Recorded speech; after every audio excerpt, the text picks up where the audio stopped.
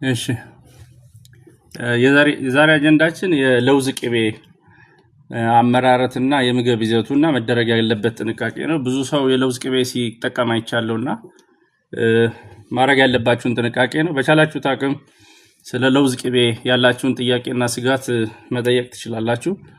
በቻላችሁት አቅም የዛሬ አጀንዳችን ስለ ለውዝ ቅቤ ነው። ስለዚህ የዛሬ አጀንዳችን ስለ ለውዝ ቅቤ የምግብ አመራረትና መደረግ ስላለባችሁ ጥንቃቄ ነው የምናወራው። ለውዝ አምራቾችም ካላችሁ መስማት ይችላልው።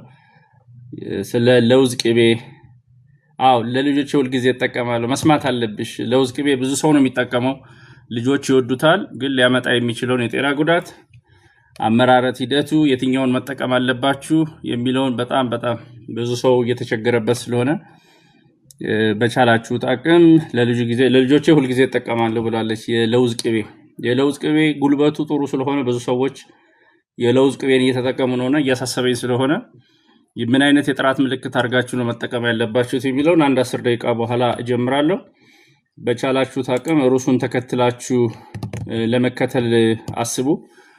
የቶፒኩን ካልተከታተልን ራሳችንን ድሪፍት እናደርጋለንና በቻላችሁት አቅም ላልሰማ አሰሙ። የለውዝ ቅቤ ማድረግ ያለብን ጥንቃቄና ምንድነው የሚለውን ነው ዛሬ የምንወያየው።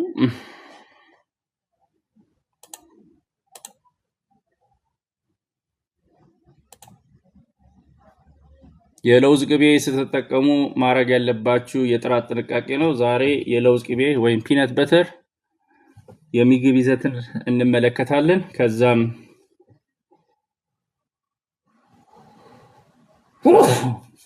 ልንመለከታቸው የሚገቡ የጥራት ጉዳዮችን እናያለን። አገራችን ውስጥ እንግዲህ በየቦታው ሁሉም ለውዝ አምራች ሆኗል፣ ለውዝ ቅቤ አምራች ሆኗልና ጥራቱን እንዴት ነው የምትጠብቁት? ጤንነታችሁን እንዴት ነው የምትጠብቁት? አሜን። ታንኪዩ መርሲስ። እሺ ታንኪዩ፣ አመሰግናለሁ። ይማር፣ አመሰግናለሁ። የዛሬ ርዕሳችን የለውዝ ቅቤ 5 ደቂቃ ይቀረናል። ብዙዎቻችሁ ቤተሰብ ለልጆችም ለራሳችሁም ያው ወጣቱም ደግሞ ለጉልበት እያለ ለውዝ ፍሬ እየፈለፈለ ብዙ የለውዝ ቅቤ ለውዝ ራሱ ጥሬውን ሲጠቀማ ያለውና ከለውዝ ጋር ተያይዘው ያለውን ማድረግ ያለባችሁን ጥንቃቄ እናወራለን። የለውዝ ቅቤ በብዙ ቤት ውስጥ የሚገኝ ነው። የተለያዩ አምራቾች አሉ። እኔ ማቃቸው እንደ ተስፋዬ ለውዝ፣ ማለዳ ለውዝ፣ ሌላም ልታገኙ ትችላላችሁ። እነዚህ እስኪ ታንኪዩ። የለውዝ ቅቤ መነጋገር ያስፈልጋል። ሐሳብ ካላችሁ መስማት እችላለሁ። 5 ደቂቃ ይጀምረናል። ላልሰማ አሰሙ። ዛሬ የመወያያ ርዕሳችን የለውዝ ቅቤ የምግብ ይዘትና ልንመለከታቸው የሚገቡ የጥራት ጉዳዮች፣ በተለይ ከአፍላቶክሲን ጋር ተያይዞ አፍላቶክሲን እንደምታውቁት ጉበት የሚመታ ነገር ነው። ብዙ ወጣቶችም እንግዲህ ከተለያየ ከሴክሹዋል ፐርፎርማንስ ጋር ከምንም ጋር አያይዘውት ለውዝ ቅቤን በጣም ይጠቀማሉ። የለውዝ ሻይ፣ ለውዝ ቅቤ ብዙ የሚጠቀም ሰው አለና ስለዚህ የዛሬውን ቶፒክ ተከተሉ። ለእናንተ የሚሆን ብቻ ከሆነ አዳምጡ። በቻልኩት አቅም ወይ ደግሞ ይሄን ጉዳይ ከጨረስን በኋላ መቀጠል እንችላለን ያሉትን ጥያቄዎች ለመመለስ። ስለዚህ የለውዝ ቅቤ ምንድነው? የምግብ ጥቅሞቹ ምንድነው? ስንገዛ ልንከላከላቸው። ሰላም ነው ፌስ ታንኪዩ። ዛሬ አመሰግናለሁ ስለገባች። የንጥረ ነገር ዝርጉር አንዳንዴ ስኳር ይጨመራል፣ ተጨማሪ ዘይት ይጨመርበታል። በተለይ ደግሞ ከፈንገስ ጋር ተያይዘው ከጉበት በሽታ ጋር አፍላቶክሲን በጣም ካንሰር የሚያመጣ ነው። እሱንም እንዴት ጥንቃቄ ታደርጋላችሁ ነው። አንዳንዴ ደግሞ አለርጂ የልጆች ለውዝ የሚይዛቸው ፕሮቲን ስለሆነ አለ። ስለዚህ ማድረግ ያለባችሁን ጥንቃቄ በዚህ ውይይት እንወያያለን። በቤታችሁ ውስጥ ራሳችሁ የምታዘጋጁ ሰዎች ይኖራል። ስለዚህ ለዚህ እንወያያለን። 5 ደቂቃ ይቀራል። ላልሰሙ አሰሙ።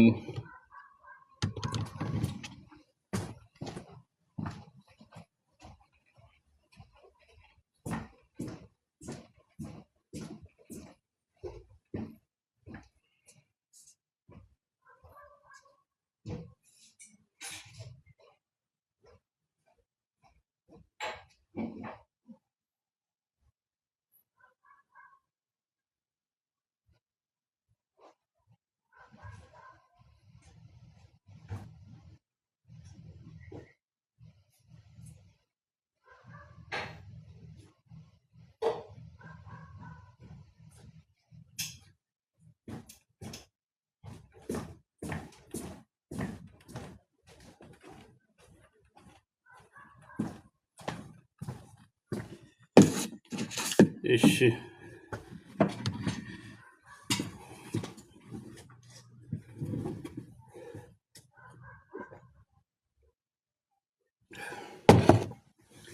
የዛሬ ርዕሳችን ስለ ለውዝ ቅቤ ነው። ስለ ለውዝ ቅቤ ነው። ሌላ ጥያቄ ካላችሁ ኢንቦክስ አድርጉልኝ።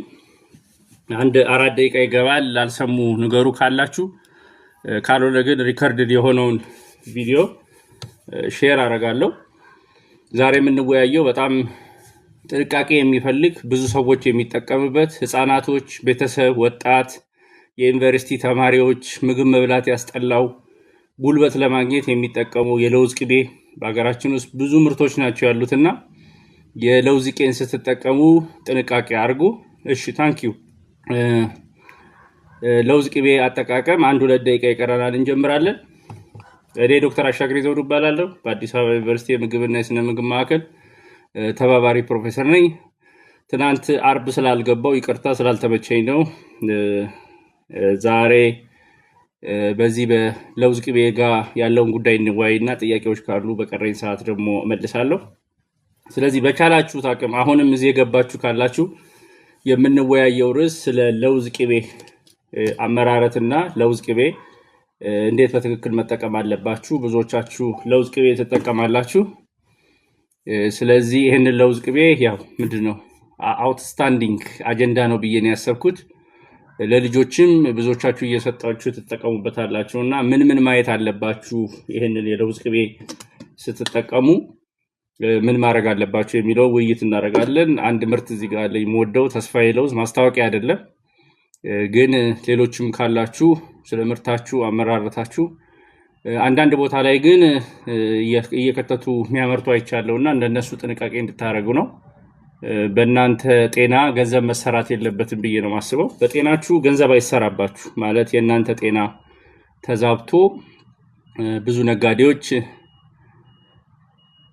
እኮ እሺ ሰላማዊ ትመጣለሁ ጥሬው ራሱ እንዴት ጤነኛ መሆኑን ታረጋግጫለሽ? እዛው ተፈልፍሎ ይሏችኋል። እኔ ጥያቄ ከሱ ነው የሚጀምረው። ጥሬው ራሱ ጤነኛ ነው ወይ? ለውዙ ራሱ ፈንገሱ ጤነኛ ነው ወይ? የተበላሸ የተለየው አይደለም ወይ የሚገባው የሚለውን ብትነግሪ ሰላማዊት ፋንታይ። ታሽጎ ከሚሸጠው ይልቅ ጥሬውን ለውዝ እዛው እየታየ የሚፈጨው ይመሻል ይመስለኛል። እመጣለሁ፣ ግን አመራረት ሂደት ላይ ደግሞ ጥያቄዎች አሉና እዛው የሚፈጨው የጤንነት ሁኔታው የፈንገስ ሁኔታው እንዴት ታረጋለች ነው። ልጄ 7 ወር ነውና አጥሚት በለውዝ ልስጠው። ጥሩ ነገር ነው። ለውዝ በአጥሚት ጥሩ ነገር ነው። ስለዚህ አመሰግናለሁ። አደኑ ስም የለውም እጅ ምልክት ብቻ ነው የሚታየው። ታንኪዩ። ለልጆቻችሁ ብዙዎቻችሁ የለውዝ ቅቤ ትጠቀማላችሁ። ስለዚህ 1 ደቂቃ ነው የቀረን፣ እንጀምራለን። ስለገባችሁ በጣም አመሰግናለሁ። ላልሰማ አሰሙ።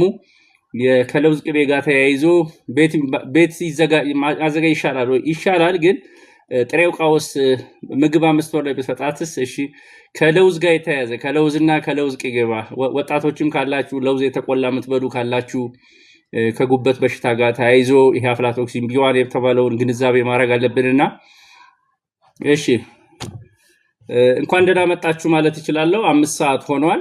እኔ ዶክተር አሻግሬ ዘውዱ እባላለሁ። በአዲስ አበባ ዩኒቨርሲቲ የምግብና የስነ ምግብ ማዕከል ተባባሪ ፕሮፌሰር ነኝ። የዛሬ አጀንዳችን ስለ ለውዝ ቅቤ ነው። ፒነት በተር ነው የሚባለው። የምንመለከተው ጉዳይ የምግብ ይዘቱ በውስጡ ምን አለው እና ልንመለከታቸው የሚገቡ የጥራት ጉዳዮች በጣም እያሳሰቡኝ ስለመጡ ይህንን ፕሮግራም አዘጋጅቻለሁ። ላይቭ ገብታችሁ የምትከታተሉ ካላችሁ ላይቭ ላልሰሙ አሰሙ። በቻላችሁት አቅም ተከታተሉ። ብዙ ሰው የለውዝ ቅቤ እየተጠቀመ ነው። እኔ ዩኒቨርሲቲ አስተማሪ ነኝ። ብዙ ተማሪዎች ከአቅማቸው ከገንዘብ ችግር ምክንያት በየዶርማቸው ለውዝ ሲበሉ ነው እድሜያቸውን የሚጨርሱት። ትምህርትም ፈተናም ካለ በለውዝ ነው ያሉት። ህፃናቶችም ካስቸገሩ ለውዝ ቅቤ ነው የምንሰጠው። ግን አንድ መጠንቀቅ ያለባችሁና ማድረግ ያለባችሁን ጉዳይ ማስረዳት እችላለሁ። ስለዚህ በመጀመሪያ ያው እንደምታውቁት ለውዝ ወይም ፒነት ራሱ ኦቾሎኒ የምንለው በጣም ጠቃሚ የሆነ ነት ነው። ከአንዱ የምግብ ክፍላችን ውስጥ በጣም የሚያስፈልገን ውስጥ ነው። እንደምታውቁት እንግዲህ ወደ 10 አይነት ምግቦች አሉ። አትክልት፣ ፍራፍሬ፣ ስጋ፣ የብር እህሎች እንደ እንጀራ ያለ፣ ወተት፣ እንቁላል፣ ስጋ ብለን ከደረደርን በኋላ አንዱ የሚመጣው ክፍል ደግሞ የጥራጥሬ ክፍል ነው ወይም ነትስ የምንለው ግሩፕ ነው። ከዚህ ግሩፕ ውስጥ እንግዲህ እንደ ባቄላ፣ አተር፣ አኩሪ አተር፣ ሽምብራ ከምንለው ውስጥ ለውዝ ወይም ኦቾሎኒ በጣም ጠቃሚ ለጤና በጣም ጠቃሚ የሆነ እና ሁልጊዜ በምግባችሁ አንድ ጎን ላይ ሁልጊዜ ቢኖር ብዬ የምመክረው ጥራጥሬዎችን ነው። ብዙዎቻችሁ ልጆቻችሁንም ስታበሉ አጃ ወይ ገንፎ ወይ ቡላ ወይ ቆጮ ነው የምትሰጡትና ይሄ ደግሞ ከፍተኛ የሆነ ካርቦሃይድሬት ስላለው ልጆች ለፕሮቲን እጥረት ይጋለጣሉ። ብዙ ሰዎች ይጽፉልኛል፣ ልጄን ምግብ አጃ በለዋለው አጥሚት አበለዋለው፣ ግን ሰውነቱ ወፍሮ ሆዱና እንትኑ አልተጣበቀም፣ በጣም ተራርቋል፣ ሆዱ አብጧል የሚሉ ሰዎች አሉ። ይሄ ደግሞ የሚከሰተው በፕሮቲን እጥረት ነው። በሳይንሱኛ ፕሮቲን ኤነርጂ ማልኒትሪሽን እንለዋለን። ሰውነታችን ፕሮቲን ካላገኘ ጡንቻ ማውጣት አይችልም። ሰውነት ልጆቹ ከስተው ሰውነታቸው ምንም የጨመረ ጡንቻ አይኖራቸውም እና ይህንን ለመጨመር አንዱ በጣም ከምንጠቀምበት ውስጥ የጥራጥሬ ክፍል ወይም የነትስ ክፍል ለውዝ ነው። ስለዚህ ለውዝ በጣም ጠቃሚ ነው። ከፍተኛ የሆነ ቅባት አለው። በጣም ኦሜጋ 3 የሆነ ፋቲ አሲድ አለው። በጣም ቅባቱ በጣም አሪፍ ነው። እንደምታውቁት ቅባት ደግሞ ወደ 9 ኪሎ ካሎሪ በ1 ግራም ውስጥ ይሰጠናልና ለዛ ነው ቦግ ምንለው። ለውዝ የበላ ሰው ጉልበት ይጨምራልና አንዳንድ ወንዶች እንግዲህ ለሴክሹዋልም ጉዳይ ይሁን ምንም ሲኖርባቸው ለውዝ ቅቤ፣ ለውዝ ሻይ ወይ የለውዝ ቅቤ የሚጠቀሙት ወይም ፈልፍለው የተቆላውን እንግዲህ በየቦታውም ደግሞ ለውዝ የሚያዞሩ ከቆሎ ጋር አይታችሁ ይሆናልና ብዙ ሰው ይጠቀምበታል ለውዝን ማለት ነው። ስለዚህ እንደ ጉልበት በጣም ጥሩ ነገር ነው። ብዙ ማዕድናት አሉት፣ በውስጡ ቫይታሚኖችም አሉት፣ ፕሮቲን አለው። ዋናው ቅባቱና ፕሮቲኑ ነው ከፍተኛ። ስለዚህ በቻላችሁት አቅም ፋይበርም አለው በጥቅሉ ስለምንበላው። አንዳንድ ሰው እስከነ ልጣጩ ላይ የሚበላ ሰው አለ። እሱ ደግሞ ፋይበሩ ቫይታሚንና ማዕድናት በከፍተኛ ደረጃ አለ። ስለዚህ የለውዝ ጉዳይ በጣም ጠቃሚ ነው። ግን አሁን ቀጥሎ ደግሞ ይሄንን ለውዝ ቆልተን እየፈለፈልን መጠቀም እንችላለን። ካልሆነ ደግሞ ወደ ቅቤነት ቀይረን መጠቀም እንችላለን እና በዚህ ክፍል ውስጥ ሐሳብ ልትሰጡኝ ትችላላችሁ። ለውዝ ለምንድን ነው የምትበሉት? ለምን ብላችሁ ነው? እንግዲህ አንዳንድ ሰዎች ከተለያየ አቅሞች ጋር ስለሚያያይዘው ላይክ ስጋ በልቶ ጎበዝ እንደመሆን ለውዝ በልቶ ጎበዝ እንደሚሆን አስበው የሚጠቀምበታል። ታንኪዩ ለ7 ወር ልጅ ለውዝ ተፈልቶ ብቻውን ይሰጣል፣ ችግር የለው። ውሃውን ግን ቀንሽለትና 7 ወር ልጅ ፈሳሹን ማጠጣት ውሃ ቦታ ስለሚይዝባቸው ጥንቃቄ ማድረግ ያስፈልጋል። የለውዝ ሻይ ለጉንፋን እያለ የሚጠቀም ሰው አለ። ለውዝ በጣም የተሟላ ምግብ ነው። ፕሮቲኑ፣ ፋቱ፣ ቫይታሚን፣ ሚኔራሉ በጣም ጠቃሚ ነው እና መሰረታዊ የሆነ ጠቃሚ ነው። ከሱቅ የሚገዛው ይሆናል እመጣለሁ ሰኑ ከሱቅ ስለዚህ በቻላችሁት አቅም ለልጆቻችሁ ምግብ ስታዘጋጁ አጃን ከለውዝ ጋር፣ ገብስን ከለውዝ ጋር፣ ጤፍን ከለውዝ ጋር እያረጋችሁ ቀላቅላችሁ ብትሰጧቸው በጣም ጥሩ ነገር ነው። ስለዚህ ለውዝ እንደነገርኳችሁ ፕሮቲን ወይም ቅባት ስላለው ለሰውነት በጣም ጉልበት ይሰጣል። ልጆች ቦግ ነው የሚሉት፣ እኛም ቦግ ነው የምንለው። ፕሮቲን ስለሚያቀርብ ደግሞ በጣም ለጡንቻ ጉልበት ይሰጠናል። በተጨማሪ ግን የሚያረካ የረሃብ ስሜት የነበረን ያረካልናል። ልክ በቃ ምንድነው ደስ የሚል ምንድነው ሆድ መሙላት ማለት ነውና ብዙ ሰዎች እንግዲህ የለውዝ ቅቤን የሚያረካ የረሃብ ስሜትን ሊቆጣጠር ይችላልና ቅባት ስላለው በ1 ግራም ውስጥ 9 ኪሎ ካሎሪ ማግኘት በጣም ትልቅ ነው። ፕሮቲን እና ካርቦሃይድሬት የሚሰጡን 4 ኪሎ ካሎሪ ስለሆነ እና የተመጣጠነ ምግብ ሆኖ ሊጠቀሙት ይችላሉ። ስለዚህ ግን ስትገዙ ልትጠነቀቁ ዋናው ማሰብ የፈለግኩትና ወደዚህ ፕሮግራም የመጣሁት ለውዝ ያን ያህል ጠቃሚም ቢሆን በዛው ልክ ደግሞ የሚያደርስብን ጉዳት አለ ጥራቱን ካልጠበቀ። ስለዚህ በተቻለ አቅም አንድ ለውዝ ሲገዛ በውስጡ ምንም አይነት ፈንገስ ወይም ፈንገስ አንዳንዶቻችሁ አይታችኋል። ለውዙንም ገዝታችሁት ስታዩት የተበላሸ ፈንገስ አለውና አንዳንዶቻችን ዝም ብለን እየለየን ምንበላ ሰዎች አለና ባይዘዌ ይሄንን የሚጠቀሙ ሰዎች ለአፍላቶክሲን ቢዋን ጉበትን የሚበጥስ ለብዙ ወጣቶች ጉበት መጎዳትና ለጉበት በሽታ መጋለጥ ውስጥ ከለውዝ ብቻ አይደለም ከበርበሬም ከሌላም እህሎች ይገኛል። አፍላቶክሲን 1 በጣም በፈንገስ የሚመጣ ነው፣ በአስፐርጂለስ ኒጀርና የሚመጣ ነው። ስለዚህ ይሄ ፈንገስ ከእርጥበት ጋር ተያይዞ የሚመጣ ስለሆነ በጣም በጣም ጥንቃቄ ማድረግ አለባችሁ። ስለዚህ ወደ ለውዝ ቅቤ አመራረት ስንመጣ ለውዝ መጀመሪያ መጠየቅ ያለባችሁ ጥራቱን የጠበቀ ለውዝ መግዛት ያስፈልጋል። እንግዲህ አገራችን አንዱ በጣም ችግር የሆነብን የግብርና አመራረታችን ዘመናዊ ስላልሆነ ብዙ ለውዝ ለውሃ ተጋልጦ በርጥበት ምክንያት ፈንገሱ ወይም አፍላቶክሲኑ የሚሰራው የት ነው? ግብርና ላይ ነው። እዚህ አምጥታችሁ ብትቆሉት፣ ብትፈጩት፣ ብታቃጥሉት ይሄ አፍላቶክሲን አይጠፋም። ከ300 ዲግሪ ሴንቲግሬድ በላይ ራሱ ይሄ ኬሚካል አይጠፋምና አፍላቶክሲን ማለት ከፈንገስ የሚመጣ መርዝ ማለት ነው። ይሄ መርዝ ደግሞ የሚፈጠረው በግብርና አመራረታችን ምክንያት እንግዲህ ወደ ሐረር አካባቢ ከፍተኛ የሆነ የለውዝ ምርት አለ። ወደ ባቢሌ ምናምን አካባቢ ቴክኖሎጂም ስለማይጠቀም አንዳንድ ገበሬዎች ቅርፊቱን ለማስጣት ውሃ ውስጥ እየነከሩ ነው እጃቸው እንዲቀላቸው የሚፍቁት። በዛ ምክንያት እኛ በተጠናው ጥናትና ብዙ ጥናትም ተጠንቷል እዛ ውሃ ውስጥ ነክረው በማውጣታቸው ቅርፊቱ ቢወድቅላቸውም በኋላ ግን ይሄ እርጥበት ያው ለውዝ ደግሞ እንደምታውቁት ምግብነቱ ለኛ ብቻ ሳይሆን ለፈንገሶቹም ጥሩ ምግብ ስለሆነ ለውዙ ላይ ፈንገስ ያድግበታል። ፈንገሱ ደግሞ ሲጠግብ ብዙ በልቶ ሲጠግብ የሚለቀው መርዝ አለ። ያ መርዝ ደግሞ አፍላቶክሲን እንለዋለን። አፍላቶክሲን አፍላ ሚንስ ከፈንገስ መምጣቱን ነው። ቶክሲን ደግሞ ማለት መርዝ ነው። ስለዚህ በቤት ውስጥ የምታዘጋጁ ሁኑ፣ በፋብሪካም የሚዘጋጅ ይሁን በከፍተኛ በየቦታውም እየጨመቁ የሚሰጧችሁም ከሆነ አንዱ መጠየቅ ያለባችሁና ይሄንንም ፕሮግራም እንዳዘጋጅ ያስገደደኝ በየቦታው ጥራቱን ያልጠበቀ ለውዝ ተቆልቶ ከተፈለፈለ በኋላ ቀጥታ መፍጫ ውስጥ ፈጭተው ቀጥታ አሽገው እየሰጧችሁ እያየሁ ነውና በጣም ጉበታችሁን ከፈለጋችሁት ማለት ነው በእድሜ ልክ በኋላ ጉበታችሁን እንዳይበጥስላችሁ አንድ የዚህን አጠቃቀምና ጥራት በጣም ጥንቃቄ አድርጉ። ፈንገስ የሌለ ለውዝ መሆኑን አረጋግጡ። ለዚህ ምሳሌ የማደርገው እንግዲህ በሀገራችን ምንድነው ፕለምፒነት የሚባል ምርት አለ። በሂሊና ኢንሪች ፉድስ የሚዘጋጅ ፈጣን ምግብ ነው። ይሄ ምግብ አንዱ መሰረቱ ለውዝ ነው። ግን በሚያሳዝን ሁኔታ ይሄ ነፍስ አድን ምግብ ብዙ ለውዝ ምርታችን ሀገራችን ውስጥ ያለው አፍላቶክሲን ስለሆነ ዩኒሴፍ እና WFP የምግብ ዓለም አቀፍ የምግብ አምራቾች ብዙን ምርት መርምረው አይተውት አፍላቶክሲን ስላለው ይሄን ምርት ኢትዮጵያ መጠቀም አትችልም ተብለው ለውዝ አሁን ከስዊድን ወይ ከደቡብ አፍሪካ ነው እየመጣ የምንጠቀመው ለዚህ ለፕለምፒነት። ስለዚህ አንድ በሚያሳዝናችሁ ሁኔታ አንዳንድ አምራቾች ለዓለም አቀፍ ድርጅት የሚሸጡትን ለውዙን ጥራቱን ጠብቀው ምርት ያመርታሉ ወይ ከውጭ ያስመጣሉ። ለኛ ግን አይነት ሰው ደግሞ ምርጫ የላችሁምና ይሄንኑ የተበላሸው ለውዝ ወይም አፍላቶክሲን ያለበትን ለውዝ ጨምቀው ነው ለኛ የሚሰጡ። ስለዚህ ዛሬ ስንበላው በጣም ልትደሰቱበት ትችላላችሁ። በኋላ ግን በእናንተ ጉበት እና በሽታ ሰውን ቤተሰብም እያጣ ያላችሁት በጉበት ምክንያት ነውና ጥራቱን ያልጠበቀ ምግብ አትጠቀሙ ወይም አትቀበሉት፣ ወይም ነጋዴው በእናንተ ላይ ገንዘብ እንዲሰራ አትፍቀዱለት። ስለዚህ እስኪ ዛሬ ሱፐርማርኬት ሂዱና በተለያየ ስሞች ልክ እኔ እንደውም አንዳንዴ ለውዝና ማሳጅ ቤት አንድ ነው ላለው ማለት ስማቸው ሊሊ፣ ኪኪ፣ ቤቲ ለውዝ፣ እንትና ለውዝ፣ አብዱልማር ለውዝ፣ ከበደ ለውዝ ምናምን ለውዝ ተብሎ የማይመረት ምርት የለም።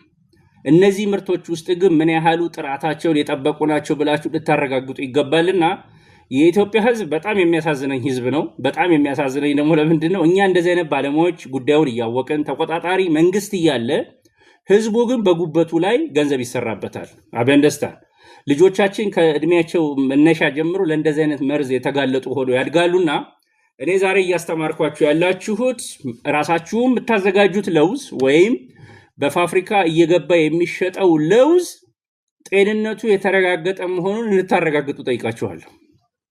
አበንደስታን ዶክተር የምታውቀው አሪፍ የምትለው እስካ እመጣለሁ የጥራት ምልክት የሚጠቀሙ CSA 311 የሚባሉትን እመጣለሁ። ማስታወቂያ ለመስራት አይደለም ምን ምርት ማየት እንዳለባችሁ ደግሞ እቀጥላለሁ። ስለዚህ በቤታችሁ ውስጥ ከየሰፈሩ ለውዝ ገዝታችሁ ቆልታችሁ ስትጠቀሙ አይደለም ወይም በለውዝ ሻጮች በየቦታው እያዞሩ ብሉልን ሲሏችሁ የለውዙን ጥራት ማረጋገጥ አለባችሁና እባካችሁ በተለይ ወጣቶች እኔንም ጨምሮ በየቦታው ድራፍት እየጠጣን ለውዝ ነው በየቦታው ለውዝ እንጠቀማለንና ይሄ ለውዝ ጥራቱን ካልተረጋገጠ ከፍተኛ ችግር ውስጥ ትገባላችሁና ኮስተር ብዬ በየቲክቶኩም ሁሉም በድፍረት በሚባል ሁኔታ ለውዝ አምጥተው ቆልተው ፈሽተው የኔ ጥራት አለውና ግዙት እዚህ ቁጭ ብላችሁ ነው የሚመረቱላችሁ ይላችኋል። ግን እናንተ ማረጋገጥ ያለባችሁ ለውዙ በጥራቱን የጠበቀ የተመረመረ አፍላቶክሲን ነፃ የሆነ ካልሆነ ወደ ለውዝ ቅቤ የተቀየረው። እኔ እንደውም አውቃለሁ አንዳንዶቹ የሚጣለው ለውዝ ነው ወደ ለውዝ ቅቤ የሚቀይሩት። በጣም ያሳዝናል። የበሰበሰ የአፍላቶክሲን መጠኑ በጣም ከፍተኛ የሆነ እንደውም አንዳንዴኛ በሳይንስ በኤችፒኤልሲ የሚባል መሳሪያ አለ። ማሽኑ ማንበብ አቅቶት አይመለስም። ይሄን ደግሞ ተቆጣጣሪው አካል ያውቃል፣ በየጊዜው ቁጥጥር ያደርጋል።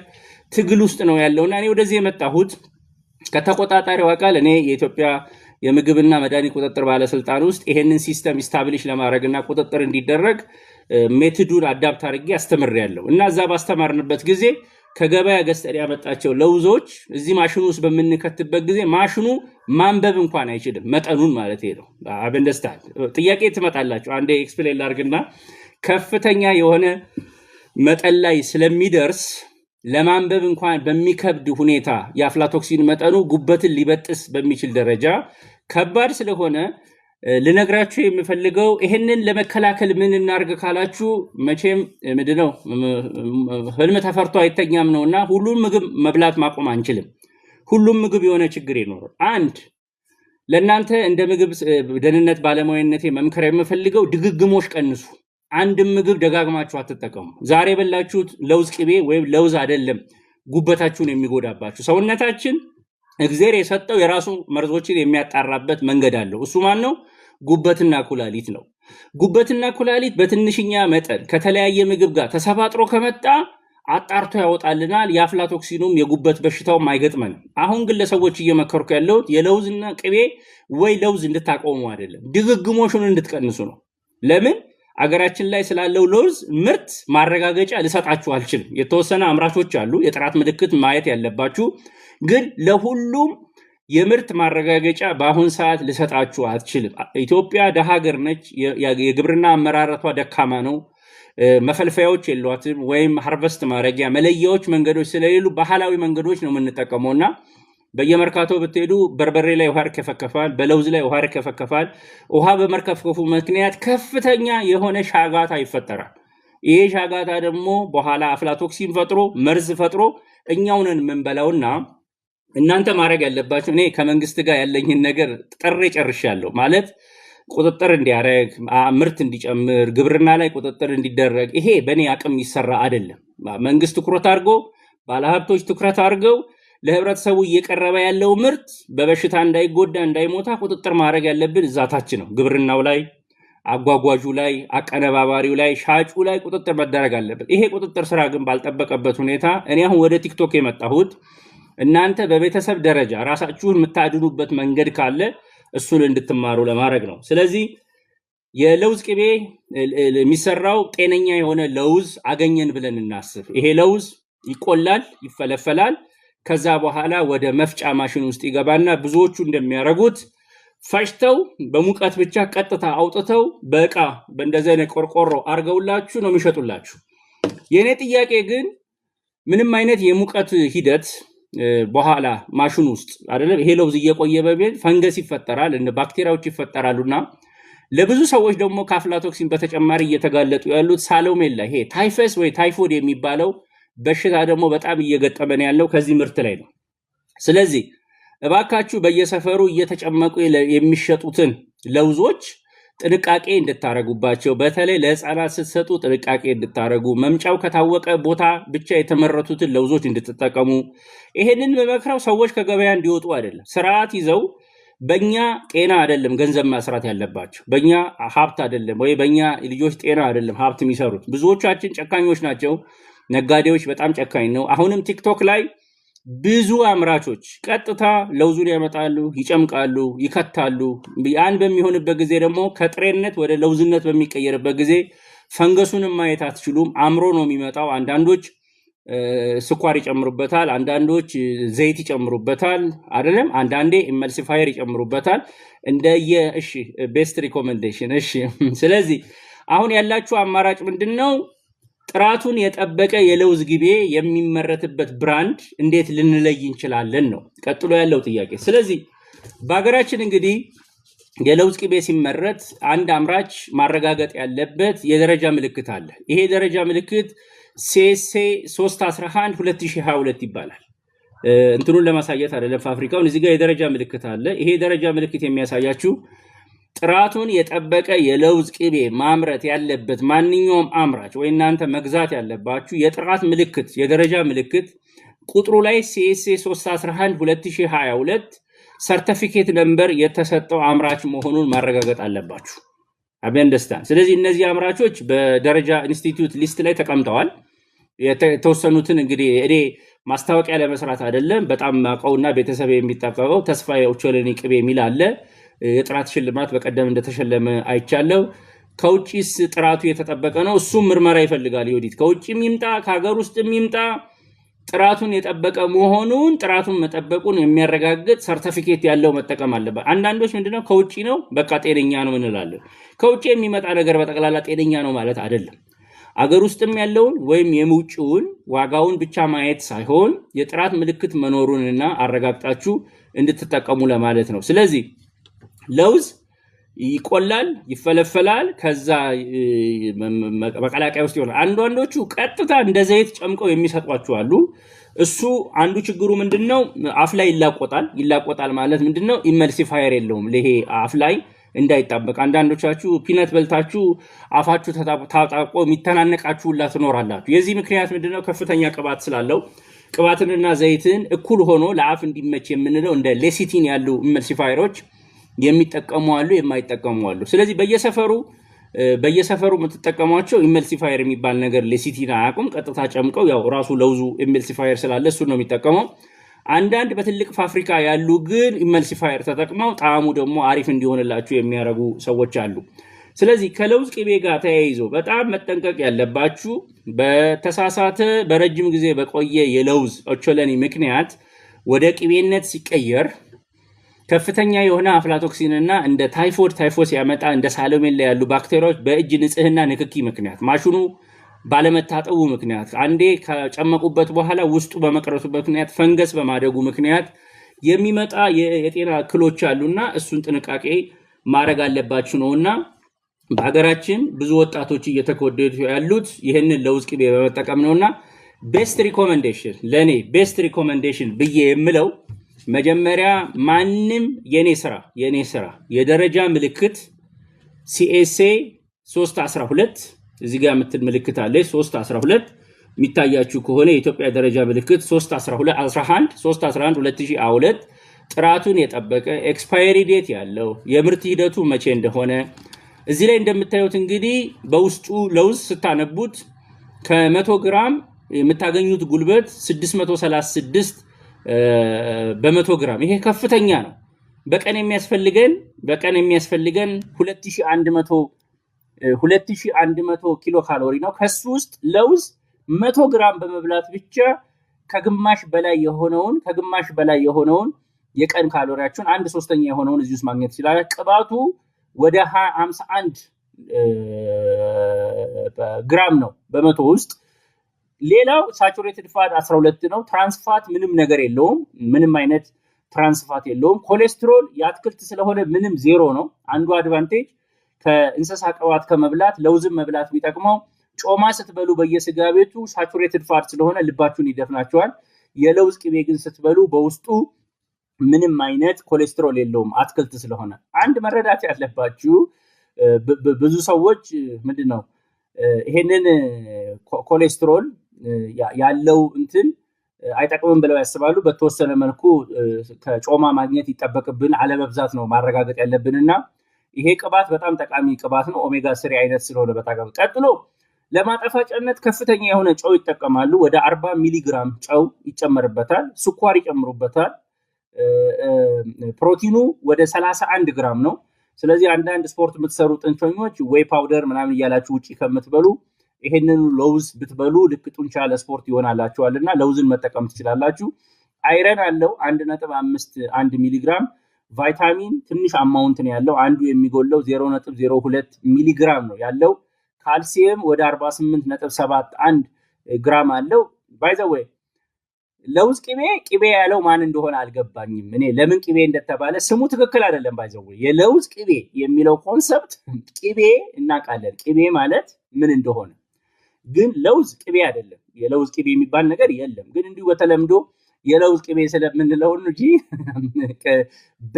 በተር የምንለው ከአኒማል ሶርስ የሚገኘውን ከእንስሳት የሚገኘውን ተንጦ የሚወጣውን ነው ቅቤ የምንለው። ይሄ ግን ያንኑ ኮንሰፕት በመጠቀም ያው ዘይቱ በመርጋቱ ምክንያት ወደ ምን ቀይረነዋል?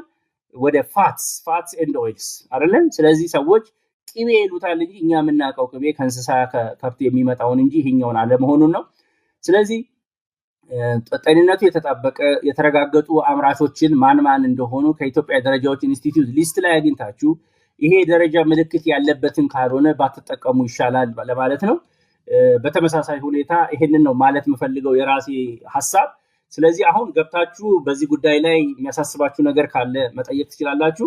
ግን ማጠቃለያ ማድረገው ማናችሁም የለውዝ ቅቤ ስትጠቀሙ የለውዝ ቅቤ ምግብ ይዘቱ በጣም ጠቃሚ ነው። ከፍተኛ ቅባት አለው፣ ፕሮቲን አለው፣ ለሰውነት ግንባታ ቫይታሚን ሚኒራል አለው። በምግብ ቁጥጥር ጉዳይ ተስፋ አስቆራጭ ሆነዋል። ስለዚህ የራሳችንን እርምጃ እንውሰዳ። እኛ እንደሸማች ማደም አለብን ብዬ አስባለሁ። ማለት በዚህ ምርት ላይ የሚያመርቱትን መከልከል አለብንና ሐሳብ ልትሰጡኝ ትችላላችሁ። ስለዚህ የለውዝ ቅቤ አንዱ በጣም መጠንቀቅ ያለባችሁ ሁሉም አምራቾች ሲያስተዋውቁ አፍላቶክሲን ነፃ ይሏቸዋል። አፍላቶክሲን ንጹህ መሆኑን ማን ያረጋገጠላቸው? የደረጃ ምልክት ተጠቅመሃል ወይ? አስመርምረሃል? በተጨማሪነት ደግሞ ጎበዝ የሆኑ ድርጅቶች አሉ። በቀደም ምንድነው ማለዳ የሚል አምራች በሂሊና ኢንሪች ፉድስ ዲዌት ያረኩት አለ። አመራረት ሂደታቸውን በግልጽ እንዴት እንደሚያመርቱ የፋብሪካ ሂደታቸውን የሚያሳዩ ጠንካራ ካምፓኒዎች አሉና እንደዚህ አይነት ካምፓኒዎች ምርቱን መሸጥ ብቻ ሳይሆን የሚያመርቱበትንም ሁኔታ የሚያመጡበትን እህል ከየት እንደሚያመጡ ኦቾሎጂን ከየት እንደሚያመጡ እንዴት እንደሚያጓጉዙት እንዴት እንደሚያመርቱት ግልጸኝነት ካለ ብቻ ግዟቸው። ይሄ የተደባበቀውን እንትን ከገበያ እንድናወጣው እንታገል ለማለት ነው።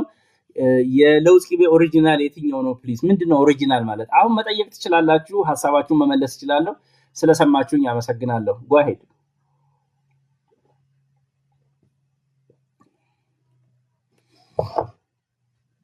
መጠየቅ ትችላላችሁ፣ መግባት ትችላላችሁ። ግን መስማት የምፈልገው ሌላ ጥያቄዎች ስላልሆነ ከለውዝ ቅቤ ጋር ተያይዞ ከለውዝና ከለውዝ ቅቤ ጋር ከጉበት በሽታ ጋር ከጤንነት ጋር ተያይዞ ያሉትን ጥያቄዎች ብቻ ነው አሁን ማስተናገድ የምችለው። በቻላችሁት አቅም በሱ ላይ ብቻ ነው መስማት የምችለው። እሺ ልጅ 5 ዓመት ነው። ለውዝ ይወዳል። በቀን አንዴ ሁለቴ ይበላል። የሚበላው በዳቦ ነው። በቀን አንዴ ሁለቴ አታብላው፣ አንድ ጊዜ ብቻ። እየተናገርኩ እኮ ነው። ማለት የጥራት ምርቱን ካላረጋገጣችሁ ድግግሞሹን ቀንሱ። ልጆቻችሁ ይወዳል ተብሎ አንድ ምግብ አታስደጋግሟቸው ነው። የጉበታቸው ዛሬ ቢያጣራም በጊዜ ሂደት ብዙዎቻችን በዓለም አቀፍ ሕክምና ስንሄድ ቅባት የሞላው ጉበት ነው ያለን። አበንደስታን ስለዚህ ምግብ አሰባጥሩ፣ ጠላታችሁን አሰባጥሩ ለማለት ነው።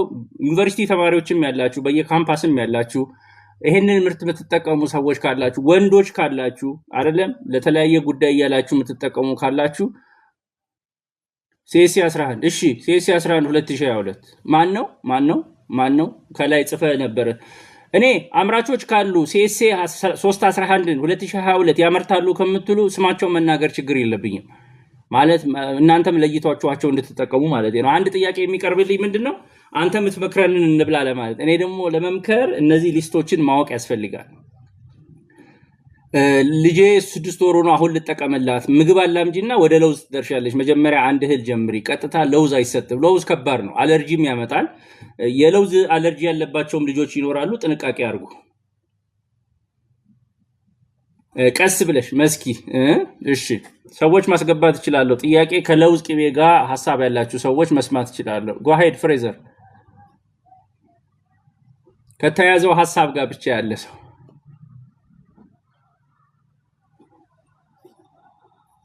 መግባት የምትፈልግ ሰፈር ውስጥ እያየን የሚፈጨው እኮ የለውዙን ጠየቁኝ እኮ ዶክተር የአለርጂክ ምልክቶች ምን ናቸው? ፊት ሽፍ ማለት ፊት ማበጥ ማሳከክ ነው የአለርጂ ምልክቶች። አንድ ምግብ ሲበሉ የሚታይ የማይመች ነገር። እሺ ቀጥይ፣ ጥያቄ ነበረኝ። ቀጥይ፣ ላስገባሽ ይችላልው በተስያ ግን ስለ ለውዝ ጉዳይ መሆኑን አረጋግጡ። ፍሬዘር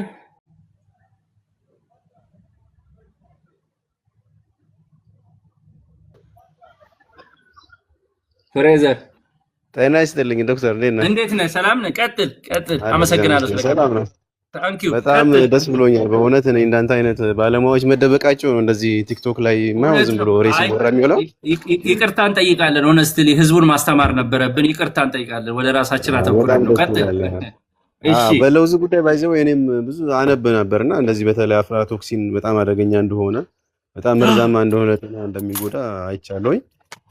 ግን ያው እኛ አካባቢ እንደሚታወቀው ጫትም ምንም ቃማቴም ብዙ ስላለ ታንኪዩ ቀጥል ትግሩ ለውዝ በጣም ተጠቃሚ ነው እና እያየሁ ነው። እኔ ራሱ አንዳንዴ ስበላ ከዛ ውስጥ ከመካከሉ ባልቅም እንኳን እንትን እላለሁ። ዝም ብሎ የተበላሸ መርጠን ነው የምንጥለው ብዙ ጊዜ ማለት ነው እየበላ ማለት ነው። በጣም አደገኛ ነው። በዛ ላይ አሁን ታሽገው የሚመጡት እኔ በጣም እንዳልከው ተስፋዬ እና አንድ ማሄር ነው የሚባል ከሁለቱ ከዛ ውጭ ያሉትን ያልጠቀም አያቸው ልጆች ይመጣሉ።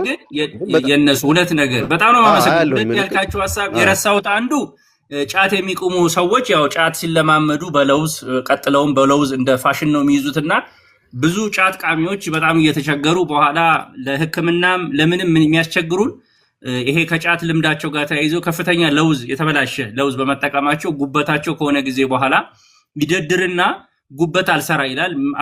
ሞታቸውም አሳዛኝ ነው። ሆዳቸው አብጦ ውሃ ቋጥሮ ነው የሚሞቱት። ገብቶሃል? ከዚህ ልምድ ጋር ተያይዞና የነገርከኝን በጣም አመሰግናለሁ። ለጫት ቃሚዎች እኔ ቅድም ያነሳሁት የለውዝ ሻይ ቆልታችሁ የምትጠቀሙ ወጣቶች ወይ ለውዝ ቅቤ የምትጠቀሙ ብዬ ነበር። አንተ ደግሞ ከጫት ቃሚዎች ጋር ያነሳልኝን በጣም አመሰግናለሁ። ሁለተኛ ሁለት ካምፓኒዎች ጠርተዋል። ተስፋዬን ይሄ እኔም በእጄ ይዘዋለሁ፣ ምልክቱ ይታየኛል። ሌላኛውን ግን ምልክቱን አንብበህ የመግዛት ልምድ አለህ? አዎ፣ አይ ምልክቶችን አያለሁ። ፕላስ ኤክስፓየር ዴት አለ እዛ ዲስክሪፕሽን አላቸው። ያው ምን ፈጣሪ መቼ አምነህ ነው እንጂ እኮ ምንም ነገር እኮ እንትን በጣም ከባድ ነው። እኔ ሃይማኖተኛ ደግሞ እግዚአብሔር እንግዲህ ማለት መራዳት ያስፈልገናል። እግዚአብሔር አይምሮ ሰጥቶናል፣ ማንበብ እውቀት መጠቀም እድል ሰጥቶናል። ማለት እግዚአብሔር የሚጠብቀን ነገር አለ። ትክክል ነህ። ግን በዛው ልክ ደግሞ መቼም ሰው እግዚአብሔር አለ ብሎ መኪና መንገድ ውስጥ አይገባም። መቼም እግዚአብሔር ይጠብቀኛል ብሎ መንገድ አስፋልት ውስጥ ገብቶ አይገጭም አይደለም። ዜብራ ላይ ይሻገራል፣ መብራት ያያል። ልክ እንደሱ በምግባችን ለምን አናረግም ነው። እውነት ነው ዶክተር። ያው ያንን በተቻለ መጠን እንጠነቀቃለን። ግን አሁን ለምሳሌ ትራንስፖርቴሽን አለ፣ ሲወንትን ፀሐይ አለ። በጣም በቃ የሚያስጠላኝ ነገር ጁሶች ምናምን በቃ አየር ላይ ፀሐይ ላይ ሲባክኑ ነው የሚውሉት። የሚገርምህ እና አያያዝ ችግር አለ፣ ሱቆች ችግር አለ። በቃ መሸጥ የሌለባቸው እቃዎች የማይሸጡ ቦታዎች፣ ሸቀጣሸቀጥ ሲሸጣ ያለ የማይሸጡ ቦታዎች ማለት ነው። እነዚህ ችግር ናቸው። ስለዚህ ሁለት ነገር እናርግ። አንድ እኛ እንደ ሸማች አይደለም ህገወጥ የሆኑትን ከገበያ ለማውጣት በእውቀታችን አንብበን አይ ይሄንን አልገዛም ምልክት የለውም ስትለው ምን ማለት ነው ይላል ነጋዴው ራሱ። ወይ ደግሞ ተስፋዬ ወይ ማለዳ ሰው ከገዛው እኔ አልተገዛውም ብሎ ጥራቱን እንዲያሻሽል ግፊት ማድረግ እንችላለን ነው አንዱ። ሁለተኛው ደግሞ መቀየር ማንችል ከሆነና መጠቀም ግዴታ ከሆነብን ድግግሞሹን መቀነስ አለብን ማለት ነው። ቅድም አንድ ሰው ገብቶ ለልጄ በቀን ሁለቴ ይበላል ይወዳል አለኝ። በኋላ በድግግሞሹ ምክንያት የሚመጣበት ጉዳት ካለ ምግብ ማፈራረቅ መልመድ አለብን ማለት ነው። አሁን ልጄ ወደደና ብሎ ለውዝ ቅቤ ሁሌ መስጠት ምን ያህል ጉዳት እየጨመረበት ሊሄድ እንደሚችል ማለት ነው።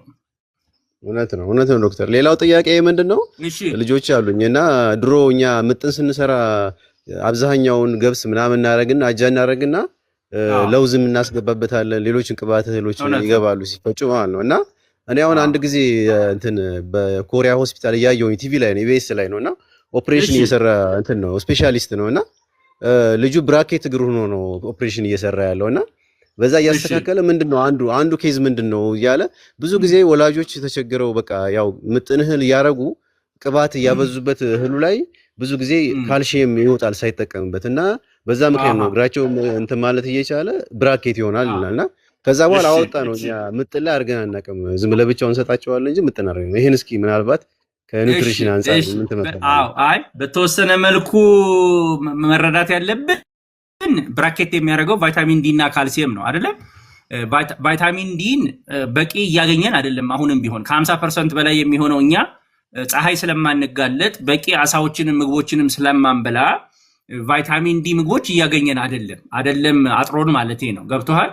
ካልሲየም የሚገኘው ደግሞ ከወተት ከምናምን ውድ ነገር ከሆኑ ናቸውና ቅድም ያልከው እንግዲህ ለውዙ ገብቶ ነው ይሄን ያስከተለው የሚለውን ብዙ አልቀበለውም ማለት ነው። ሀበን ደስታን በእኔ መረዳት አንድ የቫይታሚን ዲ እጥረት ያለባቸው ምግቦች እየበላን አይደለም፣ ወይ ደግሞ ካልሲየም ያላቸው ምግቦች እየበላን ስላልሆነ ባይዘወይ ፀሐይ በመሞቅ ብቻ ቫይታሚን ዲ ራሱ አይገኝም። አንዳንዶቻችን ሰፕሊመንት መውሰድ ሊያስፈልገን ይችላል። ልጆቻችንን ቫይታሚን ዲ ያላቸው እንደ ጉበት፣ አሳ፣ እንቁላል ማብላት ያስፈልገናልና በአቅም ምክንያት ያለ ምርጫዎች ትንሽ ስለሆነ ባይዘወይ ይሄ ቫይታሚን ነው ለውዝ በተወሰነ መልኩ ቫይታሚን ኤ ያለው ዲ ግን ትንሽ ብቻ ነው ያለውና ከሱ ይገኛል ብዬ አላስብም። ቅባቱ በመጠኑ ጥቅም አይውልም የሚለው ግን እንዳልከው መጠኑን ገድቦ ለውዝ መጨመሩ ነው እንጂ አሁን ያልከውን እንኳን በተወሰነ መልኩ መቀበለው አይደለም። አመሰግናለሁ። ኦኬ ዶክተር፣ የመጨረሻ አንድ ጥያቄ እንደው ካላስቸገርኩ ምናልባት ማለት ያው ከጤና ጋር ስለተያያዘ ብዙ ጊዜ እኛ ሩዝ ለልጆች ሩዝ እንሰጣለንና አንድ ጊዜ ሳነብ ከ2 ሰዓት በኋላ በተለይ አንዴ ከተሰራ ሩዝ ከ2 ሰዓት በኋላ ቢሞቅም እንዳሰጡ ሚል አየሁኝና ቼክ ሳረግ ኢንተርኔት ላይ እንደዛ ነገሮች አትፍራ ማለት ሩዝ የተለየ የሚያበላሽው ነገር የለም። ከባክቴሪያ እጅ ብሎ የተነካካ ነገር ካለ እንጂ ሩዝ ለብቻው ተዘጋጅቶ በመሞቁ የሚመጣ ምንም አይነት ችግር የለም። አረጋግጥልሃለሁ። ኦኬ መልካም ያሳድግልህ። አመሰግናለሁ ስለገባ። ብዙ ጊዜ ሴቶች ናቸው የሚገቡት፣ ለውስ ሲሆን ወንድ ገብቶልኛል ዛሬ። ታንኪዩ መልካም ቀን። አመሰግናለሁ ፍሬዘር፣ ታንኪዩ ስለገባ። እንደሱ ሐሳብ ያላችሁ ፕሊስ በቻላችሁት አቅም ዛሬ የምንነጋገረው ሐሳብ እድሉን እንድንጠቀምበት የተለያዩ ጥያቄዎችን ሌላ ቀን መስማት እችላለሁ። ኢንቦክስ ላይ ጻፉልኝና ከለውዝ ቅቤ አጠቃቀም ጋር አሁን ልክ ቅድም እንዱ በጫት ይወስዱታል፣ በቅቤ በጾም ማኪያቶነት ይሄ ድግግሞሽ እንዳይጎድን አሰባጥራችሁ ተጠቀሙ። ከዛ ውጪ ደግሞ የደረጃ ምልክት ያላቸውን አምራቾች ብቻ እንድትጠቀሙ ብዬ መምከር ፈልጋለሁ። ኢንቦክስ ላይ ወይም ሜሴጅ ላይ በዚህ ጉዳይ ላይ ጥያቄ ያለ የምትሉ ብቻ መስማት እችላለሁ። ጎ አሄድ። አንዳንዶቻችሁ ምልክቱን አሳየን ያላችሁኝ ሰዎች አሉ። ምልክቱ የኢትዮጵያ ደረጃ ምልክት 311 የሚል ነው። እዚህ ጋር የደረጃ ምልክት አለ ቢታያችሁ ከሆነ እቺን ምልክት አስገባኝ። እሺ ቤስቲ አስገባኝ። ጎ አሄድ። እሺ ቤስቲ ነው የሚለው እንትን ላይ የለሽም መልክ እንትን ላይ የለሽም። አስገብኛሽ። ጎ አሄድ። እሺ ለአፍጠረን ምንድነው? ለአፍጠረን ኮፊ ኮልሚ ለአፍጠረን ምንድነው? ብዙ መጠቀም ችግር አለው የሚታወቅም ቢሆን ይላል። አዎ ማንኛውም ነገር ብዙ በመጠቀም የሚመጣ ችግር አለ። ስለዚህ ልምዳችሁ እንዴት ነው? የደረሰባችሁ በቤተሰባችሁ አባቴ ለውዝ በመብላቱ ነው ጉበቱ ታሞ የሞታው። ጎ አሄድ። እሺ ናት ላይ